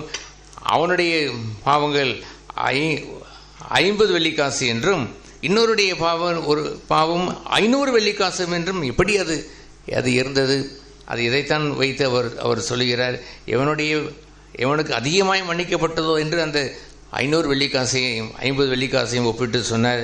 எவனுடைய பாவங்கள் குறைவாய் மன்னிக்கப்பட்டதோ என்று, ஒருவன் அதிகமாய் மன்னிக்கப்பட்டவன், ஒருவன் குறைவாய் மன்னிக்கப்பட்டவன், அதிகமாய் அந்த மன்னிக்கப்பட்டவன் அதிகமாய் அன்பு கூறுவான் என்றவர் சொன்னதை நீங்கள் விளங்கிக் கொண்டிருக்கலாம். அப்படி என்றால் நிறைய பாவம் செய்தால் அதிக அன்பு கூறுவோம் என்ற அர்த்தமா? ஏராளமான பாவங்களை நாம் செய்துவிட்டால், அடடே 50 பாவம் தான் செய்திருக்கிறோம், ஆகவே நாம் மன்னிக்கப்படுவது எவ்வளோதான் இருக்கிறது? 50 பாவங்கள் தான், 500 பாவங்கள் செய்வோம். அப்படி என்றால் நமக்கு நிறைய மன்னிப்பு கேட்டுவிட்டு, ஆண்டவரே உண்மைக்கு 1 2 50 60 70 100 200 300 500 பாவங்கள் செய்திருக்கிறேன், ஹல்லேலூயா, என்னை மன்னித்து விட்டு நல்லவா, என்னை அன்பு கூறும், என்னை அதிகமாய் உண்மை நான் அதிகம் அன்பு கூறும்படி செய்தலும் நீ என்னை அன்பு கூறும் என்று சொல்வதா? அப்படியாவதே அது சொல்வது? நோ. இவன் இந்த சீமோன் அவன் அபிப்பிராயங்களை தேடினான். இவர் வந்திருக்கிறது யார்? ஒரு பாவியாகிய ஸ்திரீ. இவனும் இந்த சீமோனும் ஒரு குஷ்ரோயாய் இருந்து சுகமாய் வந்தவன் தான்.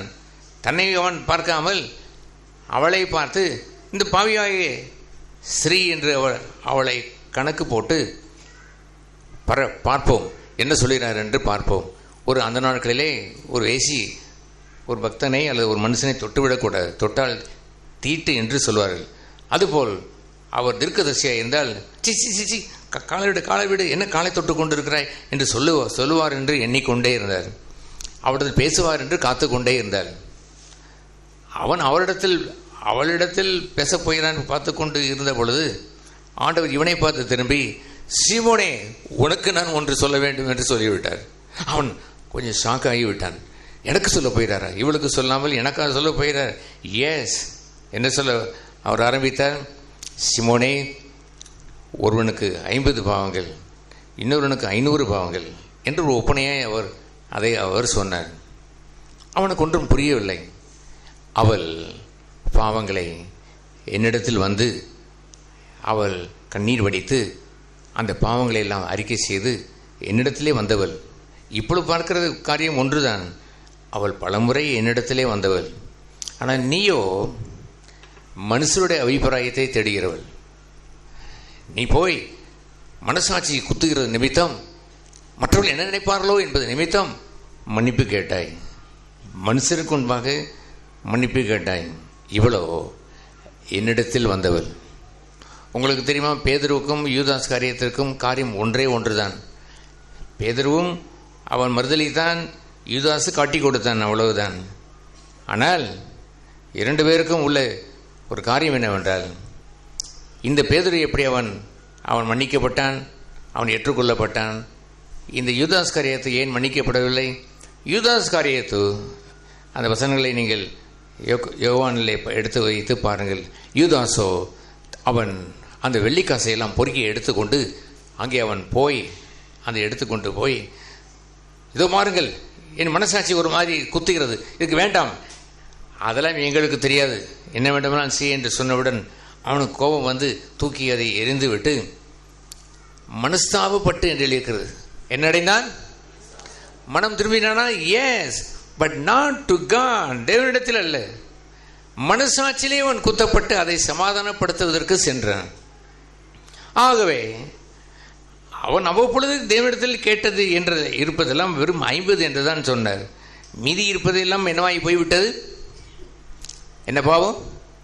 தன் மனசாட்சியிலே அவன் வேதனை அடைந்து அவன் போய் அவன் மன்னிப்பு கேட்டு அதை முடியாது என்றவள் அங்கே ஆனவுடன் மனசாட்சியிலே மனசாவப்பட்டு நேராக சென்று நாண்டு கொண்டு அவன் செத்து போனான். ஆகவே கவனிங்கள், ஒரு பாவம் செய்யும் பொழுது, ஒரு தவறு ஒன்று நடைபெறும் பொழுது மனுஷன் துடிப்பதெல்லாம் மனசாட்சி தான். அவனுக்கு மனசாட்சியை சமாதானப்படுத்தினால் போதும் என்று எண்ணுவான். இந்த உலகத்தில் பாவங்கள் போக்குவதற்கு மதுரையிலிருந்து அங்கே காசிக்கு செல்கிறார்கள், காசியிலிருந்து திருப்பரங்குன்றம் வருகிறான். எல்லாரும் மனசாட்சியை கழுவிக்கொள்ளலாம் என்று தான் வருகிறான். மனசாட்சி குத்துகிறது. Did they return to God? தேவனிடத்தில் வந்தார்களாம்? இல்லை, தேவனிடத்தில் வரவில்லை. உங்களுக்கு தெரியுமா, என்னிடத்தில் அவ்வப்பொழுது சில சகோதரர்கள் வந்து, ஐம் ஸோ சாரி பிரதர், நான் வருந்துகிறேன் என்று சொல்வார்கள். That's right, but I want to ask you, நான் ஒன்றை கேட்கிறேன் என்னவென்றால், என்னிடத்தில் சாரி கேட்பதற்கு முன்பாக தேவனிடத்தில் சென்றீர்களா என்று தான் கேட்பேன். இல்லை என்று சொல்வார்கள். 1 2 எத்தனை பேர் அந்த இல்லை என்று சொல்ல வார்த்தையை கேட்டிருக்கிறேன். Brother, I am ordinary man, மனுஷன், என்று கேட்காமல் இருந்தால் கூட பரவாயில்லை. தேவனிடத்தில் சென்று ஒப்புரவாகி இருந்திருக்க வேண்டாமா? தேவனிடத்தில் ஒப்புரவாகாமல் மனசாட்சியை சமாதானப்படுத்தும்படி நான் மன்னிப்பு கேட்டுவிட்டேன் என்று சொல்வது சரிதானா? இங்கே எழுந்து வந்து மன்னிப்பு கேளுங்க என்றால் உடனே நான் மன்னிப்பு கேட்டுவிட்டேன் என்று சொல்வது சரிதானா? அவர்கள் துயரப்படுகிறவர்கள் பாக்கியவான்கள் என்று சொன்னால் மனுஷனுக்கு முன்பாக துயரப்படுகிறவர்கள் அல்ல. நாம் கேட்டதை போல் என்னுடைய கண்ணீரை எல்லாம் உம்முடைய துருத்தில் இருக்கிறது அல்லவோ என்று தேவனுக்கு முன்பாக கண்ணீர் வடித்து வந்திருக்க வேண்டும். அதுதான் மெய்யான துயரம். அவர்கள் பாக்கியவான்கள். எப்படி சொல்லுகிறது பார்த்தீங்களா? பாக்கியவான் என்று சொல்வது தமிழில் உங்கள் தமிழ் எப்படி இருக்கிறது? அது ஆங்கில பைபிளிலே அந்த பிலிப் டிரான்ஸ்லேஷன் என்ன சொல்லுது என்று சொன்னால், ஹாப்பி இஸ் த மேன், மகிழ்ச்சி நிறைந்தவன் என்று எழுதியிருக்கிறது. இப்படி துயரம் அடைந்தவன் அவன் ஆறுதல் அடைந்து மகிழ்ச்சி நிறைந்தவனாய் அவன் இருப்பான். யாருக்கு முன்பாக உள்ள துயரம்? மனுஷனுக்கு முன்பாக உள்ள துயரம் அல்ல. யாருக்கு முன்பாக உள்ள துயரம்? தேவனுக்கு முன்பான துயரம். இந்த ஸ்திரீயானவள் பார்த்தாயா, என்னவெல்லாம் செய்தால் பார்த்தாயா? இவள் ஓயாது என்னை முத்தம் செய்ததையும் நீ கண்டாயா? காரணம் என்ன தெரியுமா? இவள் செய்த பாவங்கள் அத்தனையும் என்னிடத்திலே வந்து அவதை ஒப்புவித்த பெண்மணி இப்பொழுதும் வந்திருக்கிறாள். ஏதோ சில காரியங்களை வைத்து மனம் திரும்பி என்னிடத்திலே கண்ணீர் விட்டு அழுது அவள் கேட்கிறாள். That's right. இவளுடைய பாவங்கள் மன்னிக்கப்பட்டது கணக்கில் இருக்கும்.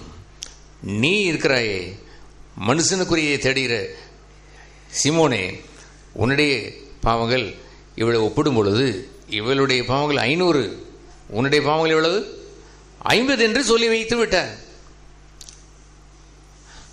ஆகவே நான் கேட்கிறேன், அருமையான சகோதர சகோதரிகளே, நீங்கள் ஒரு தவறென்று வரும் பொழுது ஐ அஃபெண்டட் காட், தேவனை குற்றப்படுத்தி விட்டோமே என்ற எண்ணம் என்றாவது முதலாவது வந்திருக்கிறதா? ஐ வாண்ட் டு சே, நான் சொல்ல விரும்புகிறேன், கேளுங்கள். நான் தேவனை தினசரி சந்திக்கிற மனுஷன். அவருடைய சமூகத்திற்கு போகும்பொழுதெல்லாம் நீண்ட வருடங்களாய் வாழ்ந்த வாழ்க்கை என்னவென்றால், அவர் எனக்கு ஒரு வெளிச்சத்தை கொடுப்பார். ஐ வீப் பிஃபோர் ஹீம், அவருக்கு முன்பாக அழுவேன். அதுதான் தேவ பக்திக்குரிய துக்கம். அது அடைந்தது உண்டா? அப்படி தேவனுக்கு முன்பாக ஒப்புரவாக நீங்கள் பழகவில்லை என்றால், உங்களுடைய மனசாட்சியை மாத்திரமே வைத்து நீங்கள் வாழுவீர்கள் என்று சொன்னால், உங்களுடைய பாவங்கள் அநேகம் பாவங்கள் 500-ல் 50 கழித்து விட்டால் 450 பாவங்களை எல்லாம் மனுஷருக்காகவே செய்தீர்கள். இந்த வீட்டிற்கு இப்பொழுது ரட்சிப்பு வந்தது என்று ஏன் ஆண்டவர் வந்தது? சகைக்கு அவர் சொன்னார். சகை வீட்டிற்கு அவர் உள்ளே நுழைந்த உடனே அந்த வீட்டில் உள்ளே போவதற்கு முன்பாகவே உடனே அவன் உணர்வடைந்து, ஆண்டவரே, நான் யாரிடத்துல வாங்கின அந்த ஏமாற்றி வாங்கின காசையெல்லாம் நாளத்தினே திரும்ப கொடுப்பேன். அவருக்கு என்ன தெரியுமா? அவர் என்னது அது கேட்டாரா? நீ எத்தனை பேர் ஏமாற்றினா என்று அவர் கேட்டார். அவன் உணர்வடைந்து அந்த எத்தனை பேர் ஏமாற்றினான் என்பதற்கெல்லாம் போகவில்லை. அவன் அங்கே போகவில்லை. அங்கே போனானா? அந்த மக்களிடம் அவன் போனானா? போகவில்லை. அதற்கு முன்பாக எங்கே அவன் வந்து நின்று விட்டான்? டு காட், தேவனிடத்தில் வந்தான். நீங்கள் ஆவிக்குரிய சகோதரர்களாய் தேவ பக்தி நிறைந்து சபையை வளர வேண்டும் என்றான். கோ டு காட், தேவனிடத்தில் போங்கள். தேவனிடத்தில் போய் ஒப்புரவாகாமல் நீங்கள் மனுஷனிடத்தில் போய் ஒப்புரவாகுவதை அவர் ஏற்றுக்கொள்ள மாட்டார். அங்கே அவன் நின்று, ஆண்டவரே, நான் திருப்பி கொடுப்பேன். நான் என்னுடைய கணக்கு வழக்கில் இல்லாது இருக்கபடினாலே பாதி ஆசையை நான் ஏழைகளுக்கு நான் கொடுத்து விடுகிறேன் என்று அவன் சொன்ன பொழுது, அப்பொழுதுதான் சொன்னார், இந்த வீட்டிற்கு இப்பொழுது ரட்சிப்பு வந்தது. If you confess before God, தேவனுக்கு முன்பாக அறிக்கை செய்வதை உடனடியாக மன்னிக்கிற அந்த அற்புதம் உண்டல்லவோ. நீங்கள் மனசாட்சியை சமாதானப்படுத்தி செய்வதற்கு முயற்சி எடுக்கிறீர்களே, அது கடினம் அல்லவா?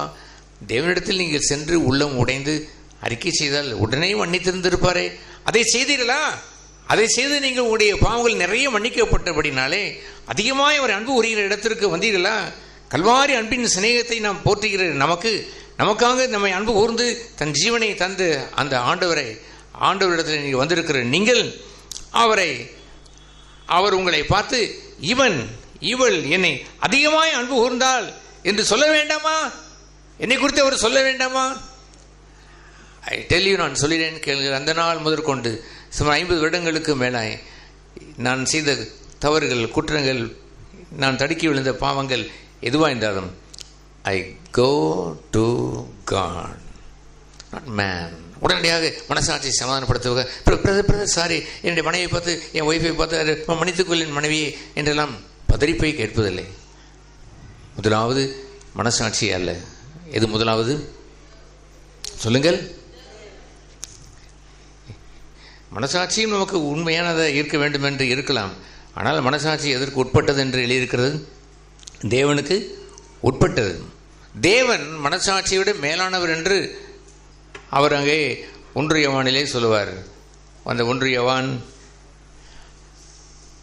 5ஆம் அதிகாரம் 9ஆம் வசனம், நாம் மனுஷருடைய சாட்சியை ஏற்றுக்கொண்டால் அதை பார்க்கிலும் தேவனுடைய சாட்சி அதிகமாயிருக்கிறது. தேவன் தமது குமாரனை குறித்து கொடுத்த சாட்சி இதுவே. ஹல்லேலூயா. எதை குறித்து? தேவன் யாரை குறித்து கொடுத்த சாட்சி? தன்னுடைய குமாரனை குறித்து கொடுத்த சாட்சி என்னவென்று சொன்னால், மனுஷனுடைய சாட்சி என்று சொல்வது மனசாட்சி தான். அந்த மனசாட்சி, அதை வைத்து நீங்கள் வாழ்ந்து விடக்கூடாது. அதை பார்க்கிலும் தேவனுடைய மனசாட்சி, தேவனுடைய சாட்சி அதிகமாக இருக்கிறதே. அதை எப்படி அவர் சொல்லுவார்? அந்த 7ஆம் வசனத்திலே, பரலோகத்திலே சாட்சியிடுகிறவர்கள் 3, பிதா, வார்த்தை, பரிசுத்தாவி என்பவர்களே. Yes, they are God. அந்த 3 என்று நாம் சொல்லுகிறோமே, திரித்துவத்துக்குரிய தேவனாய் அவர்கள் இருக்கிறார்கள். அவர்களுக்கு முன்பாய் பரிசுத்தாய் விரோதமாய், தேவனுக்கு விரோதமாய், மனுஷகுமாரனுக்கு முன்பாய் செய்த பாவங்களை போய் அந்த சாட்சிக்கு முன்பாக நிற்க வேண்டும். இந்த 3 ஒன்றாக இருக்கிறது. அடுத்து என்ன சொல்வார்? 9ஆம் வசனம், சாரி 8ஆம் வசனம், பூலோகத்திலே சாட்சியிடுகிறவைகள் 3, ஆவி, ஜலம், ரத்தம் என்பவைகளே. ஆவி, ஜலம், ரத்தம் என்பவைகளை இம்மூன்றும் ஒருமைப்பட்டு இருக்கிறது. இதெல்லாம் வெளிப்படையான விளக்கம் என்று சொல்வதற்கு இருக்கிறது என்று சொன்னாலும் கூட ஒன்றை நீங்கள் விளங்கிக் கொள்ள வேண்டும். பூலோகத்திலே உள்ள சாட்சி, பரலோகத்திலே உள்ள சாட்சி, எதை விட எது மேலானது? அந்த 9ஆம் வசனம் சொல்கிறபடி அதை பார்க்கிலும் தேவனுடைய சாட்சி எப்படி இருக்கிறது? மேலானது என்று எழுதியிருக்கிறது. எதற்காக வாழ வேண்டும்? தேவனுடைய சாட்சிக்கா அல்லது மனுஷனுடைய சாட்சிக்கா? பூமியில உள்ள சாட்சிக்கா அல்லது பரலோகத்தில் உள்ள சாட்சிக்கா? எதற்கு வாழ வேண்டும்? பரலோகத்தில் உள்ள சாட்சிக்கு என்று அவர் சொல்லிவிட்டு தேவன் தமது குமாரனை குறித்து கொடுத்த சாட்சி அதுவே நல்ல சாட்சி. என்ன அவர் சாட்சி சொல்வார்? இது நேசகுமாரன், இவரில் நான் பிரியமா இருக்கிறேன் என்று சாட்சி சொன்னார். ஆகவே ஆண்டவரிடத்திலே சென்று ஒப்புரவாகாமல் நீங்கள் மனுஷனுடைய சாட்சியை தேடியுள்ளாக இருந்தால் 450 உங்களுடைய கணக்கின்படி பார்த்தால் 450 அந்த ஒப்புரவாகுதலை மைனஸ், ஒரு பிரயோஜனம் இல்லை. ஒரு 50 பார்ட் மாத்திரம் ஏதோ ஆண்டவர் அதை ஏற்றுக்கொண்டதை போல் குறைவாக இருக்கிறதே. ஆகவே கல்வாரி அன்பின் சிநேகத்தை கேட்கிற நாம், கல்வாரி நாயனுக்குரிய அந்த அன்புக்குரிய பகுதியை பெற்றவர்கள் நாம் அவரை அதிகமாய் அன்பு கூற வேண்டாமா? நம்ம எல்லோரும் அவரை அதிகமாய் அன்பு கூற வேண்டுமா வேண்டாமா? நீங்கள் எல்லோரும் கர்த்தரை அன்பு கூற வேண்டுமா? எஸ். அவர் நம்மை முந்தி அன்பு கூர்ந்தபடினால் நாமும் அவரை என்ன செய்கிறோம்? அன்பு கூறுகிறோம் என்பது அக்கவுண்டிலே ஏராளமான கணக்குகள் அங்கே சொல்லப்பட வேண்டாமா? அப்படி சொல்லப்பட வேண்டும் என்றால் மனுஷனுடைய சாட்சியின்படி முன்னால் கேட்டு மன்னிப்பு கேட்டு விட்டோம் என்று எண்ணாதீர்கள். லீவ் பிஃபோர் காட், தேவனுக்கு முன்பாக வாழுங்கள். கோ டு காட், தேவனிடத்தில் போங்கள். ஹல்லேலூயா. அதுபோன்று தேவனிடத்தில் சென்று சென்று சென்று பழையனுடைய அக்கவுண்டில் தான் the love of God will increase. தெய்வ அன்பு கூடிக்கொண்டே போகும். இவளை அதிகமாய் அன்பு கூர்ந்தேன் என்று தெய்வ அன்பு நம்முடைய இருதயத்திலே ஊற்றப்பட்டு இருக்கிறது என்று சொல்லியிருக்கிறது. சிலருக்கு சொட்டு சொட்டாய் விழுந்து கொண்டிருக்கிறது, இவர்களுக்கோ ஊற்றப்பட்டு கொண்டிருக்கிறது. அது ஏன் என்று சொன்னால் அதிகமாய் என்னிடத்திலே வந்து மன்னிப்பை கேட்டு கண்ணீர் வடித்து ஒப்புரவானவர்கள். அதுபோன்ற ஒரு அற்புத வாழ்க்கையை தான் நாம் யாவரும் பெற்றுக்கொண்டு நாம் வாழ வேண்டும். நம்முடைய ஜீவியத்திலே நம்முடைய சுய பலன் என்று சொல்வது அதிகமாக இருக்கிறது. அதைத்தான் நாம் அந்த 52வது ஏசாயா 52 வாசித்தோம். அவருடைய மனுஷிய ரூபமெல்லாம் சிதைக்கப்பட்டு போனது, மனுஷியம் எல்லாம் கொல்லப்பட்டு போனது. மனுஷனுக்குரியவர்களாய் நடப்பது என்று சொல்வது ஆவிக்குரிய வாழ்க்கைக்கு ஒரு பெரிய தடை. நம்முடைய வாழ்க்கையில் எது சிதைக்கப்பட வேண்டும்? ஆண்டவர் சொன்னார், பேதுரு, நீ மனுஷனுக்கானவர்களை தேடுகிறாய், நீ தேவனுக்கானவர்களை தேடவே இல்லை. நீ என்ன மனுஷியமாய் இருந்து கொண்டு ஆண்டவரே உமக்கு இந்த சிலுவையா, இந்த சிலுவை பாடு உமக்கு கூடாதே என்று அன்பு பாராட்டுவதை போல் வந்து விட்டாயே. பேதுரு, அப்பாலேவோ என்று அவனை கூறிவிட்டு, மனுஷனுக்குரிய அன்பை நான் கேட்டேன், தெய்வ அன்பை விளங்கியிருந்திருக்க வேண்டாமா? தேவனுக்குரிய காரியங்கள் விளங்கியிருந்தால் என்று சொன்னால் பிதா தந்த சிலுவை என்று அறிந்து மனுஷகுமாரன் போவதற்கு வாழ்த்துக்கள் பாடி அல்லேலியா என்று கூறி ஓசனா பாடி நீ கொண்டு வந்து இருந்திருப்பாயே. நீ இந்த மனுஷ அன்பை வைத்திருக்கிறாய் என்று அவர் சொன்னாரே, அதுபோல் மனுஷியம் எல்லாம் சிதைக்கப்பட வேண்டும். இயேசுவிடத்திலே மனுஷியம் முற்றிலும் சிதைக்கப்பட்டு போனது. அவரை பார்க்கும்பொழுது மனுஷனுடைய ரூபமே இல்லை, தெய்வீகம் அங்கே பொழிந்தது. தெய்வீக ரூபமாய் கொண்டிருந்தார். மனுஷனுக்குரிய நியாயங்கள் எடுபட்டு போனபொழுது அதற்கு அவர் வாதாடவில்லை. அதுபோன்று ஒரு அற்புதமான ஒரு வாழ்க்கை தான் மனுஷியம் சிதைகின்ற வாழ்க்கை. உடைய மனுஷியத்தை போற்றி பாதுகாத்துக் கொள்ளாதீர்கள். என் நியாயம் என்ன தெரியுமா, நான் எப்படிப்பட்டவன் என்று தெரியுமா, நான் சரியாயிருக்கிறேன் என்று தெரியுமா என்றெல்லாம் சொல்லிக்கொண்டு தெரியாதீர்கள். உங்களுடைய மனுஷியம் ஒளியட்டும், தெய்வீகம் மலரட்டும். மனுஷனுக்குரிய வாழ்க்கையை வாழ்ந்து உங்களுடைய ஆவிக்குரிய வாழ்க்கையிலே குறைந்து கொண்டே போகாதீர்கள். மனுஷனுக்குரிய வாழ்க்கையை வாழ்ந்து நீங்கள் எண்ணிக்கொண்டிருப்பீர்கள் 500 என்று, ஆனால் அவரோ 450க்கு இல்லை என்று சொல்லிவிடுவார். வெறும் 50க்கு தான் மார்க்கு வைத்திருப்பார். ஆகவே நம்ம எல்லோரும் எதற்கு வாழ வேண்டும்? மனுஷியத்திற்கா தெய்வீகத்திற்கா? எஸ். எந்த சாட்சிக்கு வாழ வேண்டும்? பூலோகத்தின் சாட்சியா அல்லது பரலோகத்தின் சாட்சியா? எஸ். லிவ் பிஃபோர் காட், தேவனுக்கு முன்பாக வாழுங்கள். அப்பொழுது அந்த அன்பை காட்டின அந்த தெய்வத்திற்கு முன்பாக நீங்கள் காட்டுகிற அன்பு ஏராளமாய் அங்கே கொட்டி கிடக்கும். பார்த்தா இவளை எப்படி அவள் என்னை அன்பு கூர்ந்தாள், என்னிடத்தில் வருவாள், கண்ணீர் விடுவாள், அவள் என்னை முத்தம் செய்வாள், தன் தலைமயிரினால் கண்ணீர் வைத்து துடைப்பாள், நலதத்தை பூசுவாள், அதை பூசி அது மொழுகி என்னை பூஜித்து வணங்குவாள். பார்த்தாயா இவளை பாருங்கள் எப்படி என்னை அன்பு கூர்ந்தாள் என்று சொல்லப்பட வேண்டாமா? உங்களுக்கு சொல்லப்பட வேண்டுமா? உங்களுக்கு சொல்லப்பட வேண்டுமா பிரதர்? வேண்டும் தானே? அப்படி என்ன செய்ய வேண்டும்? Go to God. சின்ன இங்கிலீஷ் சொல்லிப்பார்கள். Go to God. சொல்லுங்கள். மறக்காதீர்கள். நான் அவ்வப்பொழுது இப்படி சொல்வதற்கு காரணம் என்னவென்று சொன்னால், மெய்யாகவே மெய்யாகவே சொல்லினேன் என்று சொன்ன பொழுது விளங்கிக் கொண்டார்கள். அடிக்கடி அதை சொல்லி வலியுறுத்தினார். இப்படி நமக்கு சொல்லி சொல்லிதான் அதை வலியுறுத்த வேண்டியதாக இருக்கிறது. எங்கே போக வேண்டும்? Go to God. மறக்காதீர்கள். தேவனிடத்தில் செல்லுங்கள். அவரிடத்தில் சென்று வடிக்கிற கண்ணீர்களுக்கெல்லாம் கணக்கு உண்டு. அதை பாட்டிலே வைத்திருப்பார். அதற்கு பலனை அவர் தருவார். தாவீதே அவன் சொல்லுகிறான், என்னுடைய கண்ணீர் எல்லாம் உம்முடைய துருத்தில் அல்லவோ வைத்திருக்கிறீர், அதை உம்முடைய கணக்கில் வைத்திருக்கிறீர் என்று சொல்வார். அந்த கண்ணீர் வீணாக போகவில்லை. தேவனுக்கு முன்பாக சிந்திர கண்ணீர், தேவனுக்கு முன்பாக பாராட்டுகின்ற அந்த நலதம், அந்த தேவனுக்கு முன்பாக செலவழிக்கின்ற அத்தனைக்கும் மதிப்பு உண்டு. ஒரு பெண் வந்து இயேசுனுடைய சரீரத்திலே கொண்டு வந்து அந்த 300 ராத்தல் அளவுக்கு அந்த நலதத்தை ஊற்றிய பொழுது, இது என்ன வேஸ்ட் என்று கேட்ட பொழுது, ஒன்றும் வேஸ்ட் அல்ல, அவருடைய சரீரத்திற்கு செய்யப்பட்ட அத்தனையும் நலதம் கொண்டு அந்த தெய்வத்தினுடைய கணக்கிலே போய் சேர்ந்து விட்டது. அவள் பெரிதான காரியத்தை, தன்னால் முடிந்த காரியத்தை நிறைய செய்து விட்டாள் என்று ஆண்டவர் சொல்லவில்லையா? தேவனுக்கென்று வந்து அவருக்கு முன்பாக நின்று வாழ்கின்ற வாழ்க்கையில் ஒன்றாயிலும் வேஸ்டாய் வருவதே இல்லை. எங்கள் சுவிசேஷத்தை விசுவாசிக்கிறவன் யார் என்று கேட்ட பொழுது என்ன சுவிசேஷத்தை அவர் சொன்னார்? வறண்ட நிலத்திலே அவர் வேர்விட்டு, வறண்ட நிலத்தில் வேர்விட்டு தேவனுக்கு முன்பாக இளம் கிளையாய் துளிர்த்து வளர்ந்தாரே பாருங்கள். அதுதானையா சுவிசேஷம். இந்த சுவிசேஷத்தை பெற்றுக்கொள்ளுங்கள். மனுஷருக்கு முன்பாக வாழாதீர்கள், மனுஷருடைய அபிப்பிராயத்திற்காக வாழாதீர்கள், அதற்கு போய் சண்டை போடாதீர்கள், நான் தான் நல்லவன் என்று போராடாதீர்கள். உங்களுடைய மனசிய ரூபம் சிதைக்கப்பட்டு போனால் விட்டுக் கொடுங்கள், சாந்த குணத்தை தரித்துக் கொள்ளுங்கள். நீங்கள் தேவனிடத்தில் போய் பழகி உங்களுடைய பாவங்கள் மன்னிக்கப்பட்டதெல்லாம் ஏராளமாய் மன்னிக்கப்பட்டு, இவளை பாருங்கள், என்னிடத்தில் வந்து எப்படியெல்லாம் கண்ணீர் வடித்தவன் என்று அவர் சாட்சி சொல்ல வேண்டும். அதுபோன்ற சாட்சி உடையவர்களாய் சபை தேவனுக்குன்பாக வாழ்கின்ற, அவருக்குன்பாக வளர்கின்ற அந்த இளம் துளிரை போல் ஓங்கி வளர வேண்டும். உங்கள் வாழ்க்கை ஏன் இன்னமும் ஆவிக்குரிய வளர்ச்சியில் குறைந்திருக்கிறது என்று உங்கள் மனதிலே கிளேசம், ஒரு வருத்தம் இல்லையா? அதற்கு காரணம் என்னவென்றால், யூ லீவ் பிஃபோர் மென், மனுஷருக்கு வாழ்ந்தீர்கள். இயேசுவோ வறண்ட நிலத்திலே அவர் சோதிக்கப்பட்டு அவர் துன்பங்கள் பாடுகள் பட்டாலும் வளர்ச்சியோ தேவனுக்கு முன்பாக அவர் முன்னோக்கி வளர்ந்தார். அவர் யாருடைய அபிப்பிராயத்தையும் கேட்கவில்லை, யாருடைய ஆறுதலையும் கேட்கவில்லை, யாருடைய நியாயத்தையும் அவர் போய் தன்னுடைய நியாயத்தை எடுத்து அவர் சொல்ல வரவில்லை. He lived before God.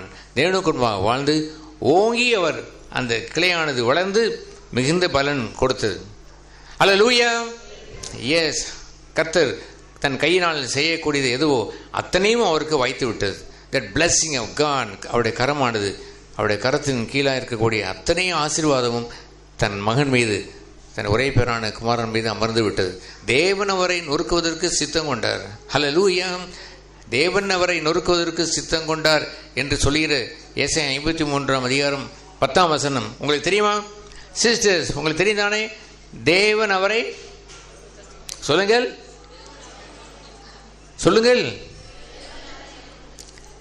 நல்லா சொல்லுங்க சிஸ்டர்ஸ்.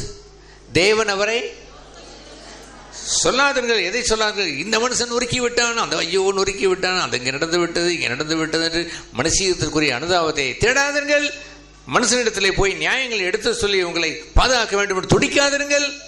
Leave before God. தேவனுக்கு முன்பாக வாழுங்கள். அத்தனையும் அந்த நல்ல சாட்சியை சொல்ல வேண்டியதெல்லாம், நான் அவனை நொறுக்கினேன் என்று சொல்கிறது.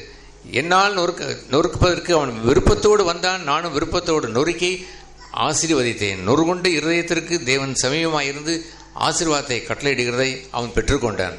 ஆவிக்குரிய நல்ல சபையாய், ஆவிக்குரிய சகோதரனாய், ஆவிக்குரிய சகோதரியாய், ஆவிக்குரிய வாலிபனாய், ஆவிக்குரிய வாலிப சகோதரியாய், ஆவிக்குரிய தம்பதிகளாய், குடும்பங்களாய் ஒன்றாய் இணைக்கப்பட்டு கட்டுகிற ஆவிக்குரிய மாளிகையாய் எல்லோரும் வாழ வேண்டும். வாழ்வீர்களா? உங்களை தான் கேட்கிறேன், வாழ்வீர்களா? Yes, live before God. தேவனுக்கு முன்பாக வாழுங்கள். என்ன இங்கிலீஷில் 3 எழுத்து சொல்லிக் கொடுத்தேன். Go to God. சொல்லுங்கள். கோ டு காட் என்று சொல்லுங்கள். கோ டு காட் சொல்லுங்கள். உங்கள் உள்ளத்தில் இது உறைந்திருப்பதாக.